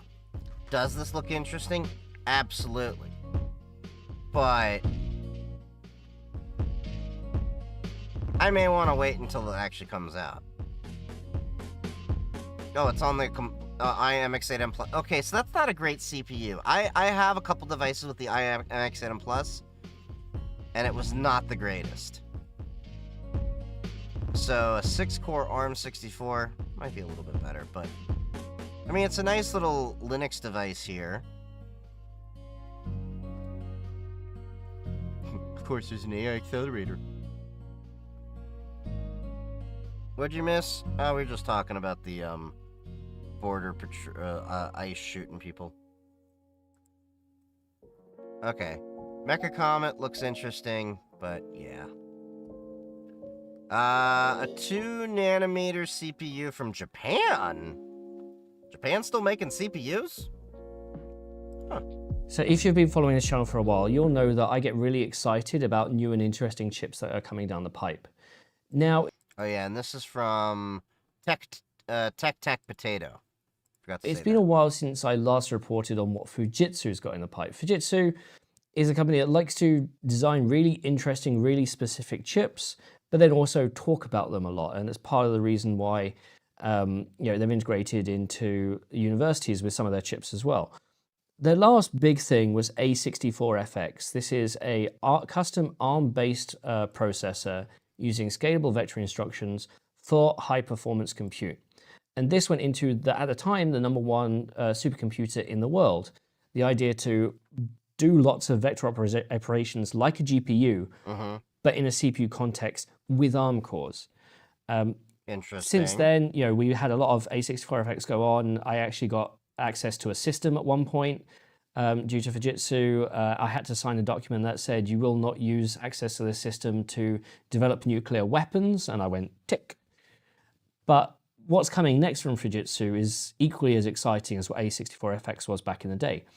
And I've reported on this before a little bit. You may have seen a little short I did back at Supercomputing, was it last year or even the year before, about a chip called Monarca. Now, Monarca isn't a true successor to A64FX. It's going after a slightly different market, but it got me excited because when I saw it at the time, it was the first... Hold on, I gotta check something out. I gotta move a browser over here. My GitHub is being weird. Any chip ever being on 2 nanometer. So to be able to state so far out that yes, we are designing a chip that's based on 2 nanometer was actually really exciting to me. And we got some other indication of what this chip is going to be. I think around 288 cores. We'll go through the slides in a bit. Based on ARM v9, and it's going to have stacked SRAM, compute dies, SRAM dies, and all of that. And essentially, since then, we've been in a holding pattern, waiting to hear more. I'm not a football person. But yeah. It's based in 2 nanometer, and we don't have 2 nanometer in high volume production at any fab right now. It's going to be a waiting game to see, who catches up first and who's going to be lead supplier, and eventually where Fujitsu fit in. However, at Mobile World Congress this year, 2025, Fujitsu had their typical display because, of course, Fujitsu does everything. So, of course, they're going to be at Mobile World Congress. Right. But I somehow bumped into the fact that they had a presentation about Monarca there. And I was like, ooh, this sounds interesting. And then I looked, and then there was actually what looked like a die, looked like a chip of Monarca. Whether it is or not, it may be a mock-up. However, alongside it came a bunch of new information. I want to see what the size is for scale. Of rumor that we'd heard before. And then also this integration that we've got with AMD, which I'm going to go through with you now. So I'm going to go through what I saw at the booth. And what we're seeing here is, the chip. But I like just high-level specifications here, 144 cores per chip, and we're going to have 2 sockets per system. So, oh, nice. These are some nice specs. 288 cores per node, 12 DDR5 channels, PCI Express 12-channel DDR5. Man, that bandwidth is nice. 6, super low voltage, whatever that means. And then ARM v9 using scalable vector extensions 2, and then confidential computing as well. This is how the chips, this slide is going to show you how the chips... They need a banana for scale. Okay, core die, SRAM die. Oh, SRAM is okay. Together, so we've got core dies on 2 nanometers. They're going to be stacked on SRAM dies based on 5 nanometers, then a central I/O die on 5 nanometers with a silicon interposer. 2 nanometer for efficiency, 5 nanometer SRAM, that's going to be using 3 silicon vias. I don't think they can get smaller than 2 nanometer. It looks very much like a 2nd generation AMD V cache with the compute on top. But the interesting picture here is this is what it might look like in a system, though. Okay, so if we're looking at that, that's a decent sized CPU. If we look at that. Now, what I'm curious about is this CPU going to be removable? Which will be interesting because I haven't seen an upgradable ARM CPU. But if we look at, it's hard to tell if it's X8 or X16 over there. But looking at these RAM slots over here, if that's a DDR5 stick, that's a pretty honking big CPU. This has only got 8 memory channels when it's obviously going to have 12, so they've repurposed something that looks like an Intel CPU here. they're stating, 2x the high performance, 2x the efficiency, easy to use. Fujitsu is actually really focused on compiler technology, and they have some pretty unique compilers for their chips. And this is going to have one of those as well. Didn't know that they did. They've built this also, for reliability. So it says multiple virtual machines. Again, it's confidential computing, and then all the standard server features like RAS. But they're calling it a mainframe class chip. Mainframe typically means high availability. We're talking about 99.999999%, which is what IBM rates its mainframe processors at, the Z line. Yeah, like if you don't know what a mainframe is, they are really, really, really reliable servers. Like, mainframes are a totally different class of server. Like, they're designed to withstand earthquakes. You can literally service a mainframe without it ever going down. You just take the nodes out and replace what you need. So it is insanely reliable. But a lot of them are using like what is like ZOS, which is a pretty old operating system, that there's still some ways that you need to worry about securing that better. But yeah. Downtime of about 0.3 of a second per year. Thing is, that's a system architecture discussion more than a chip discussion. But we can get into that as we know more, as we learn more about the chip. But what's interesting here is I'll go to this this picture here.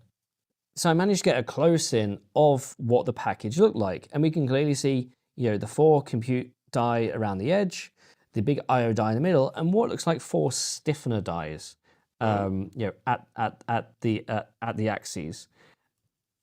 They 10 nines of uptime. Oh yeah, they are super reliable. I don't understand where they're going to get the 2 nanometer from today, unless they are working really, really closely with a specific partner. And given where TSMC do 2 nanometer? I don't think they do. Japan does have a 2 nanometer fab that's currently being built by a new company called Rapidus, where it's more like a conglomerate of other Japanese companies.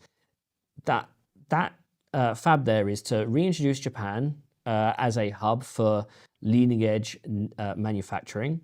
There's going to be some 2 nanometer chips there. They're which really is interesting, because like the 1980s, Japan used to be like the premier company for electronics and stuff, and you don't really hear about Japan making a lot of electronics outside of like Nintendo and PlayStation. So it's kind of nice to see that Japan is like rediscovering, being that where they are in the tech world. Because yeah, it's been a while since Japan's really been on the map for tech. TENS Torrent, they've partnered with research institutions. I wouldn't put it past Fujitsu, that Fujitsu is part of that play as well, at least as as a customer at this level. So that's fairly interesting. This is the announcement that they had with AMD. I think this may have been a few months prior. But you might think, well, why is AMD, who has their own CPU, their own AI chip, why are they getting involved with Fujitsu? And it turns out Fujitsu is going to leverage AMD's expertise in software. Now, before you laugh, Fujitsu seems to think it's quite good, and so does AMD. The whole point here is porting a good chunk of ROCm to work, ROCm, which is AMD's enterprise software stack, onto ARM-based processors. So it may be executing compute through the ARM processor, or it may just be for control, and you have AMD processors being the compute behind the CPU. We're unsure here, but the whole point is to integrate a AI and HPC software stack through ROCm onto this new Fujitsu Monarca CPU. I kind of want to play with one of these boards. Being that, why recreate the wheel when you can partner with companies who've already built a few spokes? Yeah, fair enough. This is the presentation, which is essentially everything of what the chip's going to be. And this is a slide we saw before. So on the left, you have the A64FX, which is this high performance processor that became #1 supercomputer in the world. It was when I hear A64FX, I think of AMD Athlon 64FX. That's where my brain went to. But I'm obviously wrong, because it don't have 48 cores. It used a 7 nanometer CPU with HBM, 4 channels of HBM2, PCIe 3, and an interconnect, and it was air-cooled and water-cooled. Monarca, on the other hand, will be air-cooled only. They've gone down from HBM to DDR, which kind of showcases it's more of a scale-out solution. 2 nanometer, 5 nanometer, which we said before, ultra low voltage, and 144 cores per chip, 2 sockets per system, giving that 288 cores. We don't know yet if it's got threading or not, so that might be another indication. This is their slide about ultra low voltage technology. They're using custom circuits, including custom SRAM cells, using their own proprietary development tools, which enable stable operation at an ultra low voltage. Sounds like even beyond the voltage of what the fabs have enabled in their PDK, in their process node development kit. So this is the sort of thing. What is post 2 nanometer? So they help with something very specific. Because I don't think you can get smaller than a nanometer. That there's something really good at. With the A64FX, it was that scalable vector extension engine and the compilers underneath, and it worked really well for that context. In this case, it also comes down to how they're doing the physical design as well. So that's really interesting. I hope they come to hot chips, for example, with some explanation about what's exactly happening here. For those of you who are interested in history, this slide is actually pretty impressive. It's about how Fujitsu processors have developed over the years, and it's showing the lines of the mainframe processors, the Spark line of processors, if you remember those, and then eventually the coalescence of A64FX, basically bringing all 3 of those processor lines you see here into one single chip. And going forward, again, it'll coalesce everything into one single chip. They haven't announced what sort of supercomputer Monarca will go into, or whether it's going to be distributed. They have said it's in a slight, like I said right at the beginning, it's a slightly different bracket to where A64FX were targeted. I did ask about AI, and they said AI is a focus, but it's not like the be-all and end-all. They still Thank you! A company's like, yeah, AI is a focus, but it's not the everything thing. HPC as a key part in that. But they do acknowledge that 2 nanometer is really expensive, and that's one of the reasons why they have to move to chiplets. That's the only way you're going to get value out of a processor. Really? That you're going to be making tens of thousands, hundreds of thousands of. I guess that makes sense. Data centers all around Japan, all around Asia, and perhaps elsewhere in the world. Fujitsu does do some external sales of these custom chips. Not as much as back in the Spark days, but one of the Sparks reasons were interesting CPUs. I want to get my hands on Spark. And pretty much the only command I was able to I don't think you can even run Linux on them much anymore, can you? Is because they had a system that you could arguably go buy if you had enough money. So that's Fujitsu Monarca as we understand it today. Like I said, I'm really hoping that they get onto either hot chips this year or next year, start talking about their design, start talking about their packaging. I'm keeping an eye out for them at the IEEE conferences in case they've got something to present. That's always exciting. And if anybody from this team is watching and wants to reach out and build a communication pathway to talk about this stuff, please do let me know. My email address is pretty much everywhere. You can just Google it and find it. But thank you all for watching. If you have comments on this, please leave them down below the description, because I want to see how interested you guys are about just chips like this stuff. It's an interesting product, but I don't think most people are going to get their hands on it is the issue. Okay, what is this video? Okay, Vampire, what did you send me with PC Principle? In which a student used the word retarded to refer to our cafeteria lunch policy. The word retarded does not belong in our school! Who is in charge of the school paper? Because I'm about remember to break this. their f***ing legs! He's in charge of the school paper.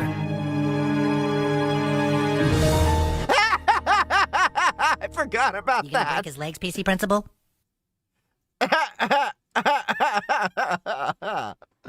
I forgot about that. All right. Yellow balls made things escalate. Oh, okay. The day Nerf battles changed. Playing with Nerf is so fun. I know, right? Guys, run!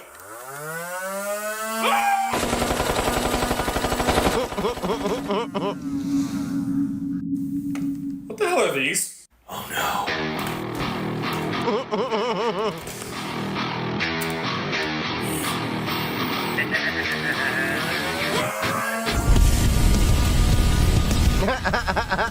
Playing with Nerf is so fun. They apparently have some really good Nerf guns today. Hey, Kilobyte, how's it going? Happy Wednesday to you. Happy Hump Day. You missed my your first IT team. We had Nerf wars in the office and the team space. So I worked at a company. I hate to say it this way, I now have an aversion to workplaces that do Nerf gun fights and try to go out of their way to seem like a fun company, because those end up being the toxic ones. I worked at one that had Nerf gun fights, and I got let go when I caught a vendor in a lie, and I called that vendor out. And I made a script to fix their problem. Don't explain to me. I'm still trying to figure out how that happened, okay? The Nerf competitive scene has gotten insane. I've been injured more from the foam balls than actual airsoft. Oh, yeah, you could modify those Nerf guns and everything. I had a couple modified ones, and it was insane. You could get stronger springs and all these different things. Yep, it was unveiled over time. Yep, that'll happen. You go to work. Look, there's nothing wrong with enjoying the people that you work with. That should be something you aspire to have. There is everything wrong with a place trying to go out of its way to seem fun. That's what I've learned. These new predator catchers are wild, okay? God, hi, yeah, take a seat. I made you some lemonade right there. It's so good. Oh, why is it? It's spicy. Ugh. Also, why is it spicy? So, you don't really look like your profile pictures. I know, I look better, right? I mean, you kind of just look like a man in a wig, which I'm still cool with, but... Yeah, the decoy got stuck in traffic, so I just had to improvise. Oh, no, that camera's in here. Am I going to end up on Chris Hansen, please? Nah, you on Chris got hands, son. What? Who the fuck is that? I'm your worst nightmare. Oh, shit, where the fuck did you just come from? What up, everybody? It's your boy, Chris got hands, son. And our friend Michael here drove over 2 hours to meet up with our 13-year-old decoy. So, on today's video, we're going to find out what paralyzes a predator faster. 200 milligrams of NMBAs put into some lemonade. Jesus! Lemonade, I'm going to be fucking paralyzed. Or a size 15 steel-toe boot thrown directly at the head. What are you saying right now? Oh, shit, you almost took my head off with that shoe. I guess the drugs haven't kicked in yet, but it's okay. I understand it now. Don't say that, please. Wait. Oh, shit, my hands. Oh, God, I can't. Oh, shit. I can't. Please. No. Oh, my God. Yeah, we should give that treatment to all the predators. The Nerf Mega Series perfectly fits MOBO capacitors, 100 feet tasers without the downside of launching with the wire. Damn. Okay, what is this? Grok is even worse than you think. Oh yeah, I think I was talking about this where Elon may be having illegal power generation because of EPA regulations. Of course, this administration's not going to enforce, environmental protections because, F the planet, apparently, but... The Boxtown neighborhood of Memphis, Tennessee, Elon Musk has built Colossus, which is a massive data center with the primary objective of training Grok. Colossus is located right next to Memphis's water recycling facility in the Mississippi River, which is not a coincidence because it's estimated to use up to 5 million gallons of water per day. The power grid in Memphis was never designed to support anything like this or a data center this big. So most grids in most cities are not designed to handle these kind of loads. That's just how it is. Like, what is it? Like, more than 4% of all electricity in the U.S. is now going to data centers, and there's actually such a power issue that, like, Satya Nadella of Microsoft even said they're buying hardware and putting it on cold racks because they just don't have power to the racks yet because there's not enough infrastructure. What does the richest person in the world do when a major city can't supply enough power to their AI system that generates edgy He gets a Klondike bar. Am I right? jokes and child abuse material? This is some 2026 trivia for you. Well, I flew a drone over the facility earlier this week so you and some regulators could see. And if you guessed methane gas turbines, congratulations. It's not a Klondike bar. Damn it! emissions. And just a few hours before recording this, the EPA confirmed that using methane turbines to power data centers is in fact illegal and violates the Clean Air Act. If you're wondering why they're illegal, it's because they emit heaping amounts of nitrogen oxide into the air, which is well known to cause cancer and asthma. And it's quite the coincidence that the nearby community of Boxtown has drastically higher asthma rates and cancer risk that is 4 times higher than what the EPA deems acceptable. So I guess now the question is, will anybody be arrested for this? Not in this administration. Fined for it? Nope. Or will they even be forced to stop doing it? Probably not. What are you going to do about it? So in the what I'm going to do is not use Grok. Okay. The AI bubble is about to explode, and it is bigger than 2008. From X Never forget the moment I realized we're watching the biggest financial scam in human history unfold in real time. Am I dropping and frames? nobody's talking about it. Recently, Nope, I was I'm reading not. about It's just OpenAI's latest funding bad video. round. $750 billion valuation. And something didn't add up. Maybe even governmental, the ways. They were bringing in $13 billion a year in revenue, but promising to spend over $1 trillion on infrastructure. Yeah, the math ain't mathin'. How can the company with $13 billion in revenues make $1.4 trillion of spend commitments? And you've heard the criticism, First Sam. of all, we're doing well more revenue than that. Second of all, Brad, if you want to sell your shares, I'll find you a buyer. I just, enough. That's when it hit me. The math doesn't work. It can't Math work. ain't mathin'. It was never supposed to work. Even NVIDIA's starting to call out this. Like, NVIDIA is now what they canceled or ended a deal that was going to be $100 billion with OpenAI. And if the company that's making all the shovels for the AI industry is looking at your company and says, we don't like your business model, well,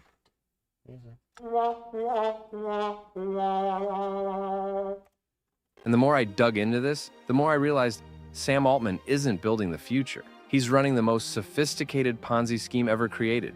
We might screw it. That's a good way to put it, actually. Everyone thought cryptocurrency was a Ponzi scheme.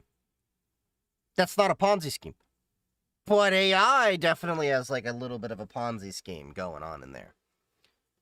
Cryptocurrency, like, because the thing is, a Ponzi scheme, someone has to really be benefiting at the top.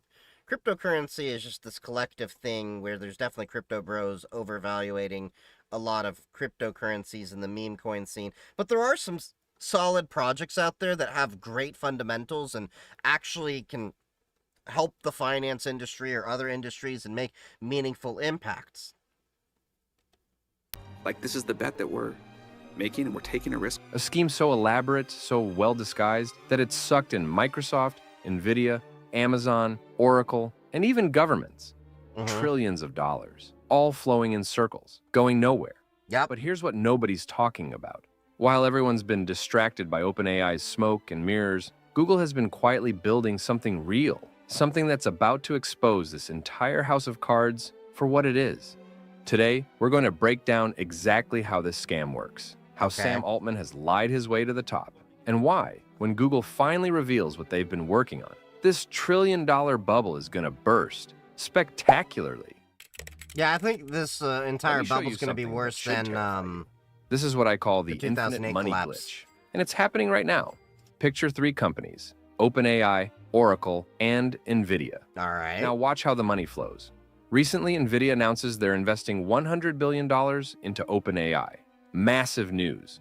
Okay, that I think is the deal we just talked about, that they ended the deal because they just don't believe OpenAI has a good business model. I think last I checked, I may have to double check these numbers, but OpenAI would have to 8x in 2 years in order to make up all their commitments or something like that. Headlines explode. Stock prices skyrocket. Everyone's celebrating. But wait, where does OpenAI spend that money? Well, OpenAI... I need to grab a tab here. Hold on. Gotta do something off on the side. Sorry about that. doesn't build data centers themselves. They rent them from companies like Oracle. So that $100 billion, It goes straight to Oracle to rent massive server farms filled with advanced chips. Oracle's stock explodes. Oracle shares have surged pre-market after the company posted a major increase in bookings and gave an aggressive outlook for its cloud infrastructure business. Their remaining performance obligations, that's deals they've signed but haven't been paid for yet, jumped to $455 billion. The CEO, Larry Ellison, briefly becomes the world's richest man. Everyone's celebrating again. But here's where it gets interesting. Where does Oracle spend that money? Oracle has to actually build those data centers. Right. And to build them, they need chips. Lots of chips. The most advanced AI. Those are old GPUs. Chips on Earth. And who makes those? NVIDIA. Do you see it? Do you see what just happened? NVIDIA gave OpenAI $100 billion. That money traveled through OpenAI to Oracle, and then 60 to 70 billion of it came right back to NVIDIA. The money just went in a circle. But wait, it gets worse. Way worse. After NVIDIA and OpenAI announced their $100 billion deal, what happens? Global chip stocks rally. NVIDIA's valuation skyrockets. Then, OpenAI's private valuation surges to $500, $600 billion. And here's the thing, I don't think OpenAI actually owns data centers. They're renting data centers from other people. So they effectively don't own any of the infrastructure that they're operating on. So that's a liability. Now, the arguments could be made, well, they don't have to accept the liability of having to upgrade the hardware and maintain it and all that. I can understand that point of view. But the reality is, they're spending a lot of money on other infrastructure that when the money runs out, the processing ends, from my understanding. And I think that OpenAI is going to fail. I'm not, like, rooting for failure, but I'm just saying it's probably going to fail given the fundamentals. And they're probably going to go to the government asking for a bailout. I don't want the government to bail them out. Because I think the problem that we have in the economy today is this fallacy that it's too big to fail. I think companies need to fail if they are not doing well, and they should fail because failure is an option. Look, if I can make a business on Main Street and that business can fail, there's no reason why a big business shouldn't be able to fail. You may agree with me, you may disagree with me, but I think I would rather, if I were going to, give money to bail out anything, I'd be bailing out Main Street, not Wall Street, and not Silicon Valley. Money flowing in from Wall Street, from 401ks, from retail investors. Then, Oracle shares explode as they announce these massive AI deals. The same $100 billion is flowing around in circles, but it's causing billions more in outside money to flow in from excited investors. That's where the scam is. That's what the hell? Scheme. And OpenAI isn't just doing this with NVIDIA and Oracle. They have similar circular deals with AMD, with the Qatari government, with Microsoft, who invested $13 billion that OpenAI spent almost entirely on Microsoft products, with Amazon, who just committed $10 billion that OpenAI will spend on Amazon infrastructure. I didn't know these little bits over here. It's here. like watching someone pay off their credit card with another credit card, while everyone applauds and throws more money at them. But here's the million-dollar question. Actually, the trillion-dollar question. Where does OpenAI get the money to keep this circle going? Because right now, OpenAI doesn't make money. They lose billions every year. Their CEO, Sam Altman, admitted it himself. OpenAI is, quote, a loss-making machine. Estimates it has no road to profitability by 2030 and will need a further $200 billion in funding even if it gets there. What? Don't call it a bubble. I didn't know about that quote. Somebody's going to lose a phenomenal amount of money. So where does the money come from? It comes from you, your retirement accounts, your investments, government subsidies, tax dollars. OpenAI's CFO literally buy said silver, buy gold, put it in metals. Stop the guarantee that allows this financing to happen. Maybe even governmental the ways. We're all funding this Ponzi scheme, whether we know it or not. Now you might be thinking, okay, but Sam Altman is a visionary. He's building AGI, Artificial General Intelligence. Once that happens, all of this will make sense. The profits will be astronomical. everyone gets paid back. The housing crisis, cancer, poverty, climate change, mental health, democracy, universal basic income, cure a bunch of diseases, this cancer and that one, and heart disease. helping you try to accomplish your goals and be your best. Very high quality healthcare, important new scientific discoveries. The Skynet! marginal costs of energy are going to trend rapidly towards zero. The more equal world. Universal extreme wealth for everybody. That's the promise, that's the bet. But should we trust Sam Altman? No! Let me take you back, because Sam Altman's entire career is a series of lies. A pattern so consistent, it's almost impressive. Is this going to be like we go back in time, like we saw how Elon Musk was also so full of it when you look at a lot of his earlier interviews? Because I'm betting it's going to be like that. First company was Looped, a service for locating your friends on your phone. This was early smartphone days, around 2005. The whole time Looped existed, Altman refused to say how many users they had. He just insisted there were way more users than any competing service. It turns out Looped had 500 users. Now, mind you, Facebook was around at this time. 500. When Reuters reported this, Altman insisted it was 100 times more than that. He promised he'd provide evidence. He never did. Just trust me, bro. Holy Looped shit! sold to Green Dot Corporation. I didn't know it was that bad. So he's got a history of grifting just like Elon Musk. Oof. In 2012, Green Dot shut it down immediately and never used any of the technology. Green Dot investors alleged it was a dirty deal done to enrich Sequoia Capital, a VC firm with a stake in Looped. Altman walked away with millions for building an app that no longer existed in any form. Lie number one, the user base. Then Altman became president of Y Combinator, one of the most influential startup incubators in Silicon Valley. At the same time, he ran his own VC firm, Hydrazine Capital. And here's where it gets shady. The New Yorker reported that up to 75% of Hydrazine Capital was invested in Y Combinator companies. That Altman used his sounds like insider a conflict of interest. position to get a cut of YC's power and pick winners before anyone else could, despite promising he didn't cross-invest in YC companies. Another lie. In 2015, Altman launched OpenAI. It was supposed to be a nonprofit, a primary fiduciary duty to humanity, the charter said, avoiding uses of AI that harm humanity or unduly concentrate power. Noble goals. But in 2019, OpenAI quietly gave up the nonprofit pretense and created a for-profit branch. Then, in 2024, they spun the for-profit into its own entity. That for-profit organization has none of the legal responsibilities the nonprofit had. All those promises... Oh, that's shady. And this is where Altman's lies get really interesting, because he insists he doesn't own any of OpenAI. Paid enough for health insurance, I have no equity in OpenAI. I'm doing this because I love it. But look closer. Altman owns a huge stake in Reddit. He was on their board until 2022, and in 2015... He owns a huge stake in Reddit? We thought Reddit mods were bad. Oh, brother, this guy stinks! Konnichiwa, what's up, bud? Made a deal I don't know allowing how to say your OpenAI name. to aggressively scrape everything posted on Reddit to feed into ChatGPT. Reddit co-founder I did not know that. I thought, like, when he was scraping Reddit, I thought he was just doing it because it was like, yeah, why don't we scrape Reddit? But wow.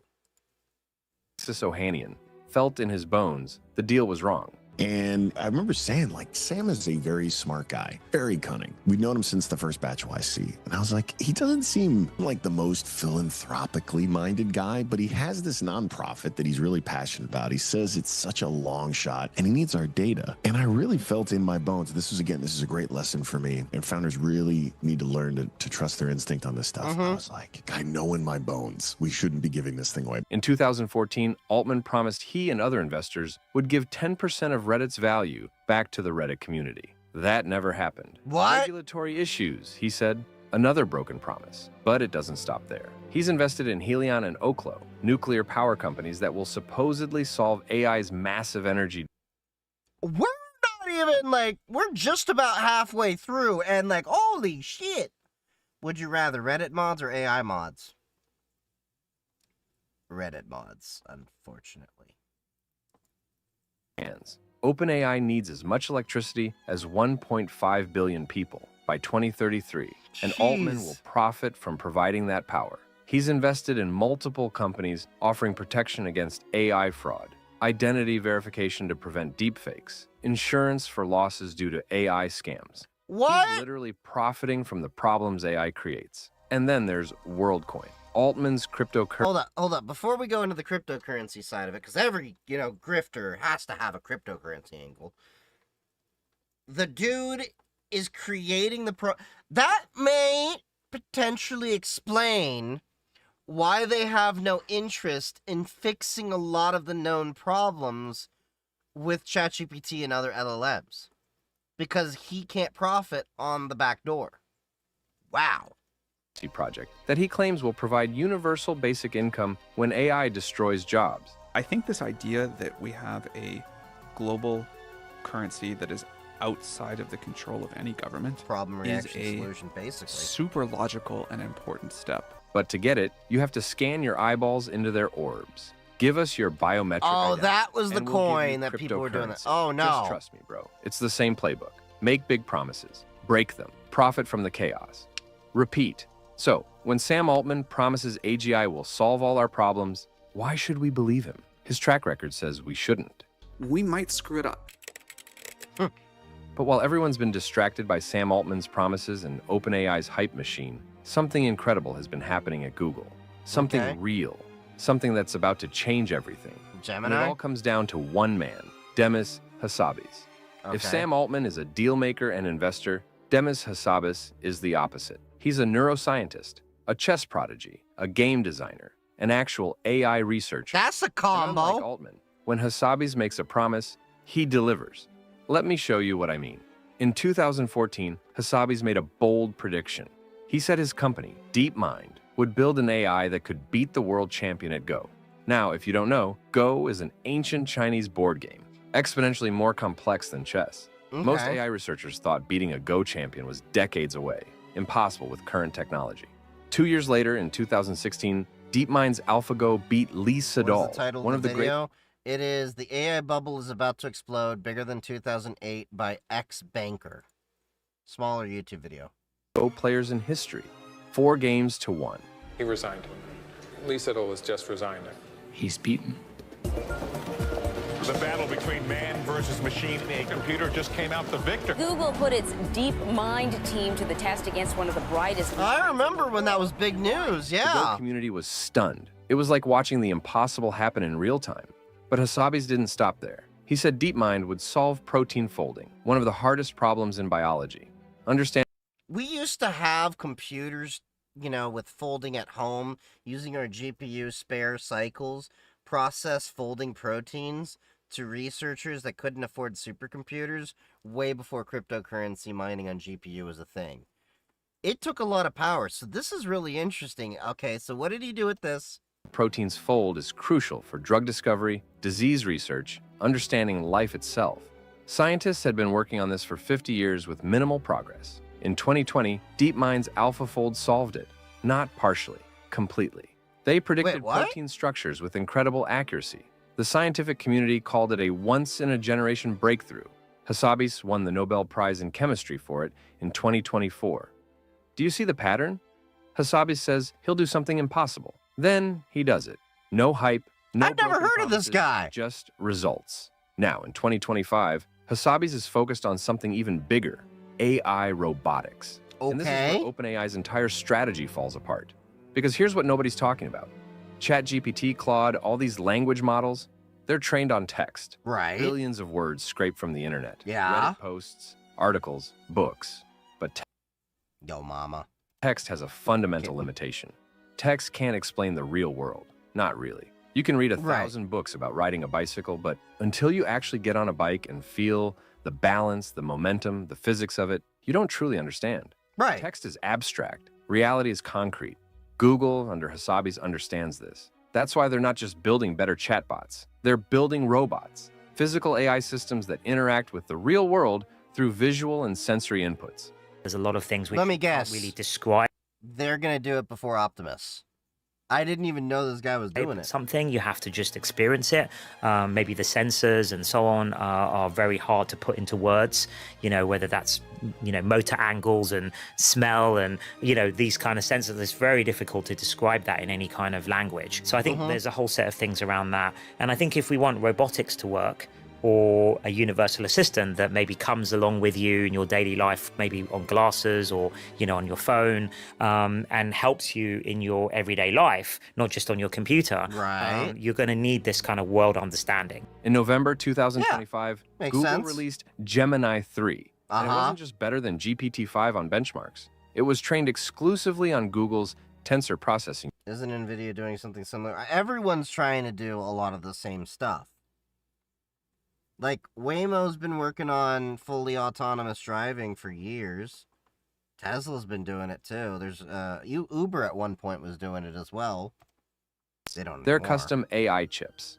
Chips that rival NVIDIA's best. Chips that Google is now selling directly to other companies, breaking NVIDIA's monopoly. But Gemini 3 isn't the endgame. It's just the foundation.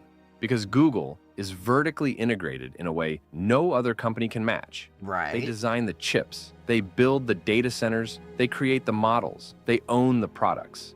Chrome, Gmail, Drive, Docs, Search, YouTube, billions of users, trillions of data points, real-world data from real people doing real things. And they're integrating AI into all of it. Once you're using AI-powered Gmail or Google Docs, switching becomes nearly impossible. I don't use Gmail or Google Docs. I use Proton stuff. Yeah, I'm affiliated with Proton. Disclaimer. But seriously, like I don't want I don't want to be scroogled, so I don't use a lot of the Google stuff. The only Google product that I actually have and use is YouTube. That's it. I put my content up there. I watch videos on there. We're using it right now. But that's really the only product I use. Although I do use Gemini as well. And then I do like their open source Gemma, which is what's running a lot of my LLM stuff, along with Quen and a few others. The ecosystem locks you in. Meanwhile, OpenAI has ChatGPT. That's it. And ChatGPT is losing ground fast. Right. Gemini's monthly active users are exploding. 650 million and climbing. To be completely honest, I'm at the point where I want to export all of my data from ChatGPT, get a Python script written so that I can just parse it all, and then be able to train my own LLMs on my own scripts that I have written, so that way I can actually create things in my own tone for my videos. Chrome, I don't use Chrome. Well, I use Chromium, which is the fully open source one, but right now we're using Florp. I use the Florp browser, which is a fork of Firefox. ChatGPT has 900 million weekly users, but that lead is shrinking. And here's the kicker. Google isn't just winning the chatbot war. They're winning the entire AI stack. Hardware, products, models, data centers, chips, everything. I think even Apple switched Let me show over you to just Gemini. how superior Google's position actually is. Because once you see the full picture, you'll understand why OpenAI is doomed. Start with chip design. NVIDIA has dominated this space for years. Right. Every major AI model was trained on NVIDIA GPUs. But Gemini 3 proved that Google's tensor processing units are just as good, maybe better for AI-specific tasks. And Google just announced they're doubling TPU production by 2028. They're selling them directly to companies like Anthropic. That's NVIDIA's biggest customers, buying from their competitor.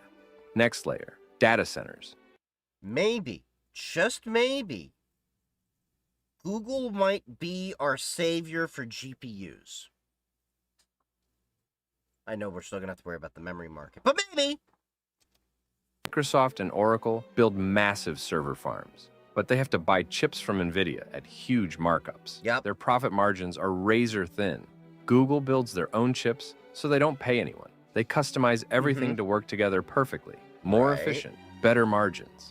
Google Cloud is growing at 30% annually. It's nearly 20% of Google's revenue now. While OpenAI is burning billions, Google Cloud is printing money. Next layer, foundational models. OpenAI had the early lead with GPT 3.5 and GPT 4, revolutionary technology. But GPT 5 felt like a minor upgrade, nothing groundbreaking. Right. Meanwhile, think they Google's peaked at video and 4.0. image generation tools are the best in the market, and Gemini 3 beat GPT-5 on basically every benchmark. When OpenAI saw it, they declared code red, internal panic, because they realized their lead was gone. Next layer, products. This is where Google absolutely crushes everyone. OpenAI has ChatGPT and Sora. That's Right. it. Google has Chrome, Gmail, Drive, Docs, Sheets, Slides, Search, Maps, Calendar, Meet, Photos, YouTube, Android. And they're integrating AI into every single one. You use Gmail? I don't like how they're integrating AI into YouTube. I'll just be completely honest. I think there's too much AI slop on YouTube. AI is helping you write emails. Google Docs, AI is suggesting edits. YouTube, AI is recommending videos, translating in real time. The entire ecosystem becomes smarter, more useful, more indispensable. And once you're in that ecosystem, switching costs are enormous. Your entire digital life is there. Your files, your photos, your history. OpenAI can't compete with that. They don't have an ecosystem. Final layer, hardware. Google has the Pixel line of phones, Chromebooks, and they're releasing AI-powered glasses soon. If that becomes the next computing platform, and tech bros think it will, Google will be leading it. OpenAI has nothing. No hardware, no ecosystem. Just a chatbot. Yeah, they screwed themselves in the long run. So when you zoom out and see the entire AI... I think ChatGPT, OpenAI, is trying now to release some hardware. And I think it's going to be too little too late. Because it's going to be a product that they're going to have to, put into the market that people are going to want to buy.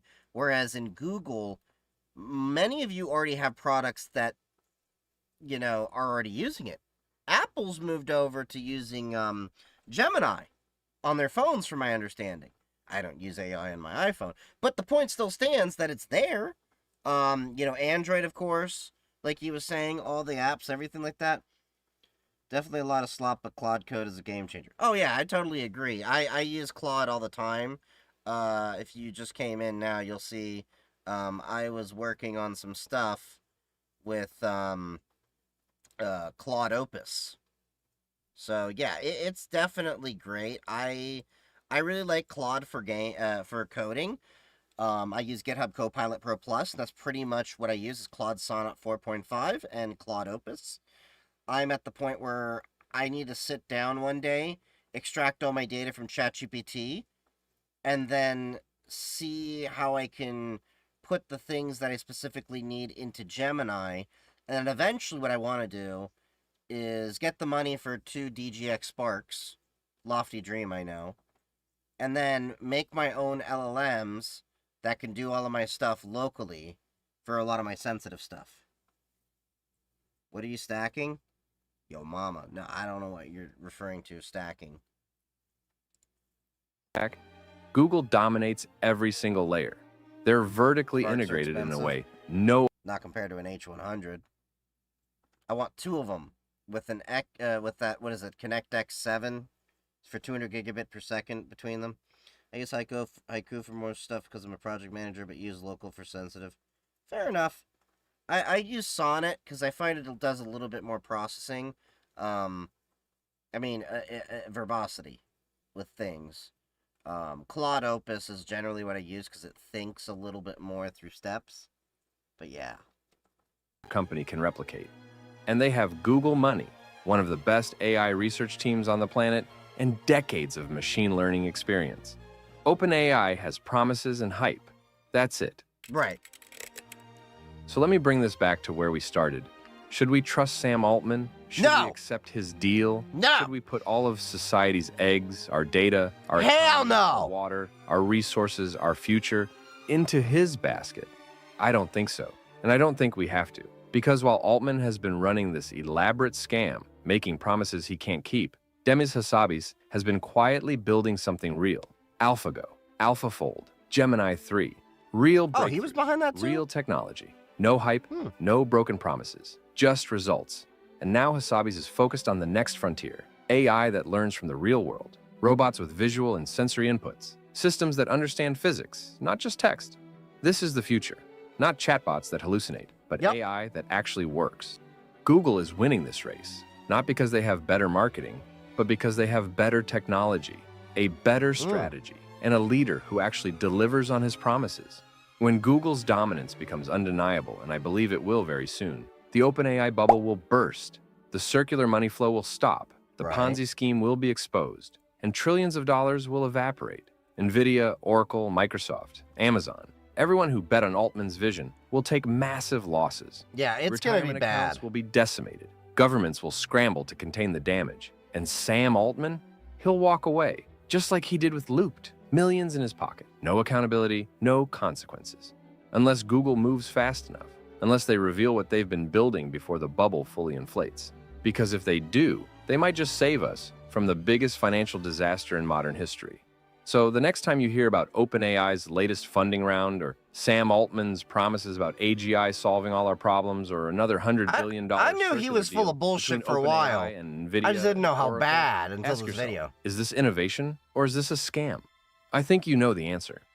Thanks for watching. If this changed how you see the AI race, hit that subscribe button, because this story is just getting started. And when the bubble bursts, you'll understand why. And welcome back. Did not mean to click that. Alright. Not that I hate Steve or anything.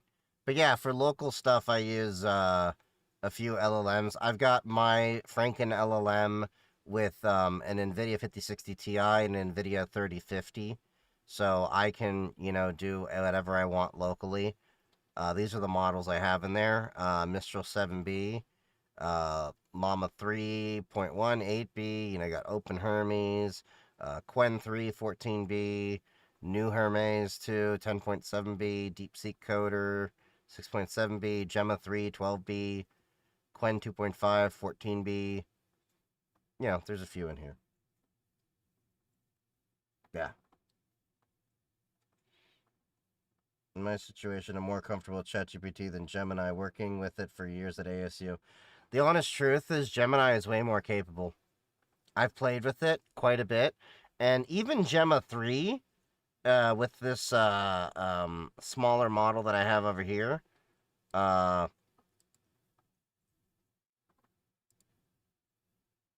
it's actually plenty capable. It'll take a second to load the model. Show me a code snippet of a website sticky header in CSS. This is my 5060 Ti rendering that in real time. Huh. Didn't even know it could give me an example. Huh. Look at that.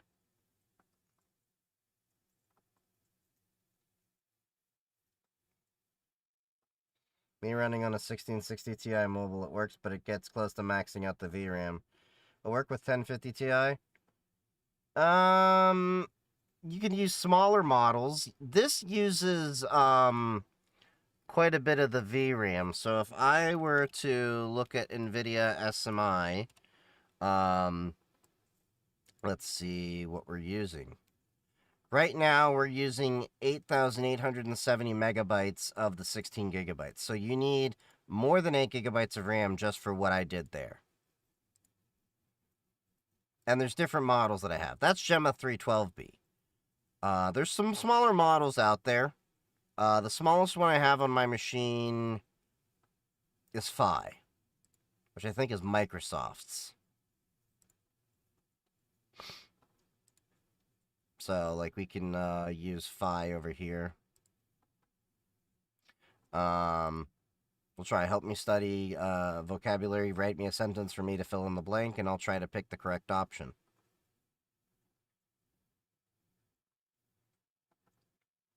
ChatGPT can do it, and I send it to my professional email. You can do Gemini a lot better. Trust me, I use ChatGPT, and ChatGPT leaves a lot to be desired. Can any of those pull information from a picture? I believe Gemma 3 is multimodal.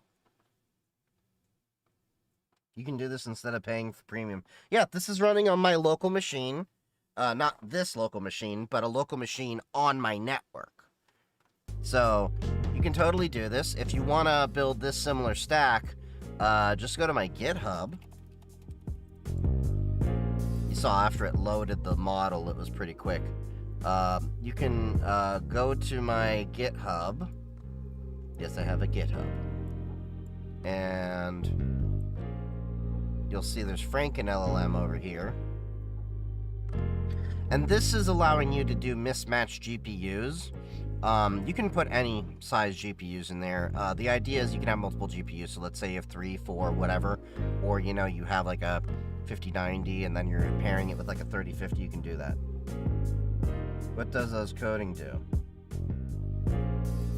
What do you mean, what does the coding do? Oh, that was just, this is just an example of HTML with a sticky header. Or sticky header in CSS and JavaScript. So you got HTML over here.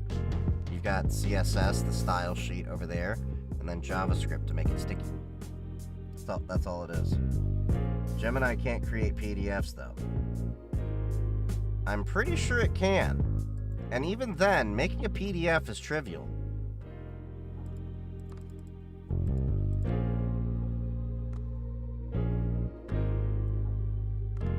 But yeah. Alright. Now, next video. What is this? Vampire has a video, delete TikTok. Okay.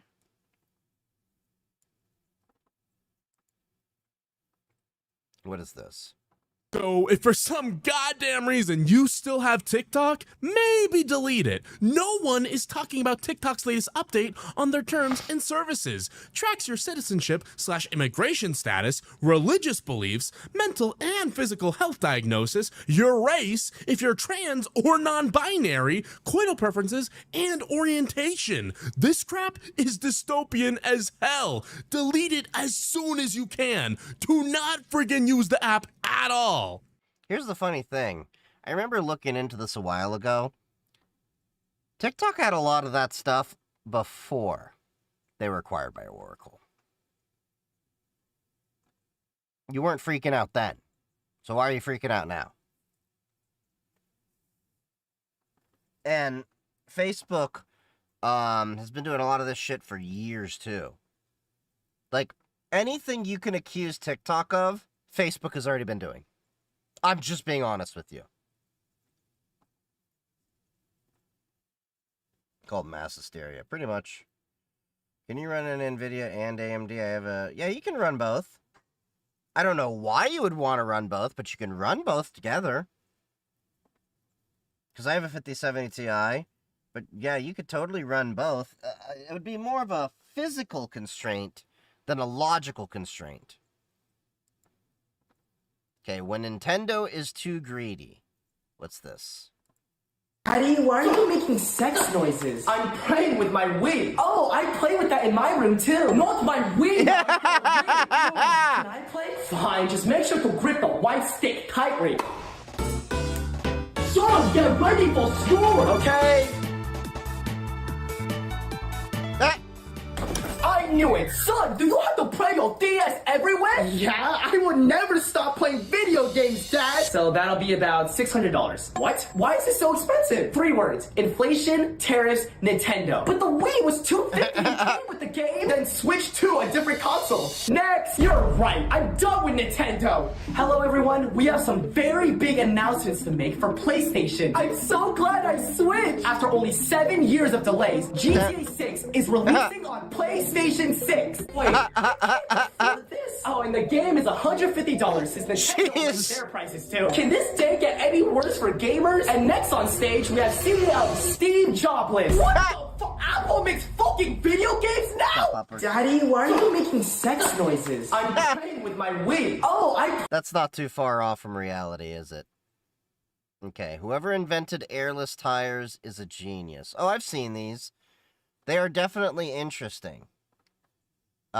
Because, you know, with pneumatic tires, you always have the fear of, you know, popping, but these can be run flat. Airless tires is a total genius. They don't need to be inflated, and you'll never have to stress about blowouts ever again. Made from a combo of aluminum rims and high-performance polyurethane elastomers. They look pretty much like regular tires at first glance, but their internal structure is totally different. These bad boys have no sidewalls and they're basically semi-hollow. Yet they still easily support the full weight of a car while also delivering a solid shock-absorbing effect. Compare that to standard tires, one little nail and they're done for good. The biggest perk of airless tires, punctures don't faze them at all. And here's the eco-friendly win.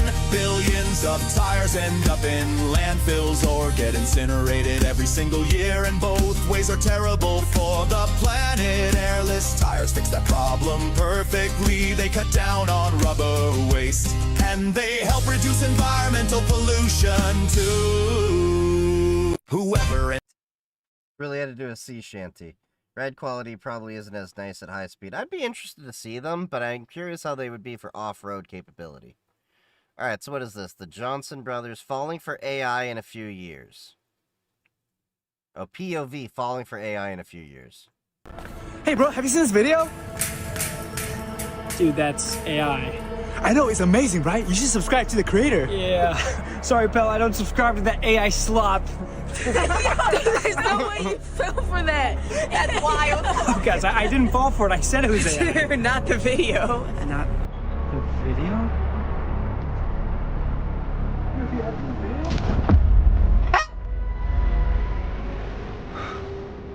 No. Yeah, dude, you seriously are. Bro, you're literally young, but you should definitely subscribe to that channel. What?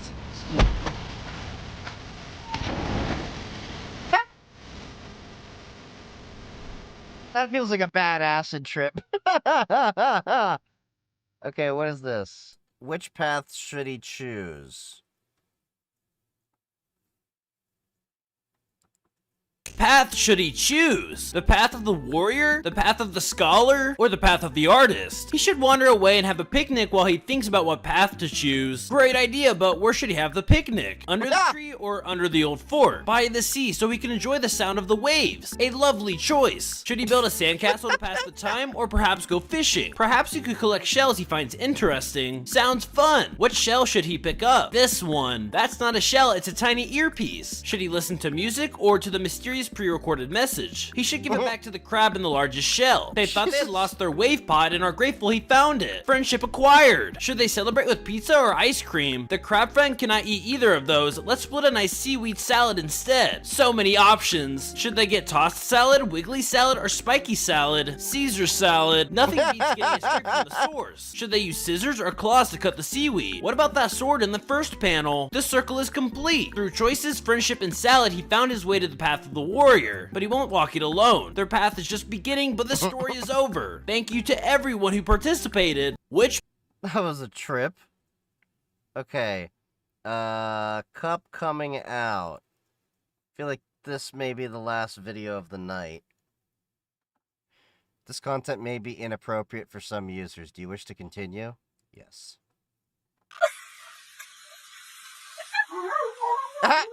My dog has done similar. Ooh, pop cups. When your dog needs that pop cup. A pop cup. You guys went for that pub cup. I just eats the whole thing. Oh boy, I've been waiting for this. Just choose the cup.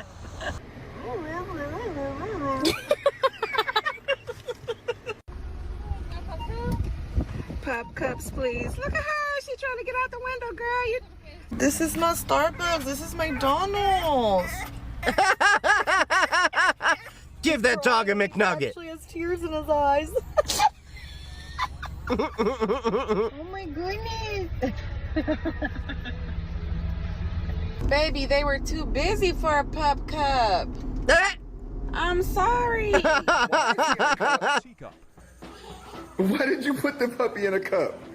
Just the same as Starbucks. It's a pup cup. Thank you. Have a good day.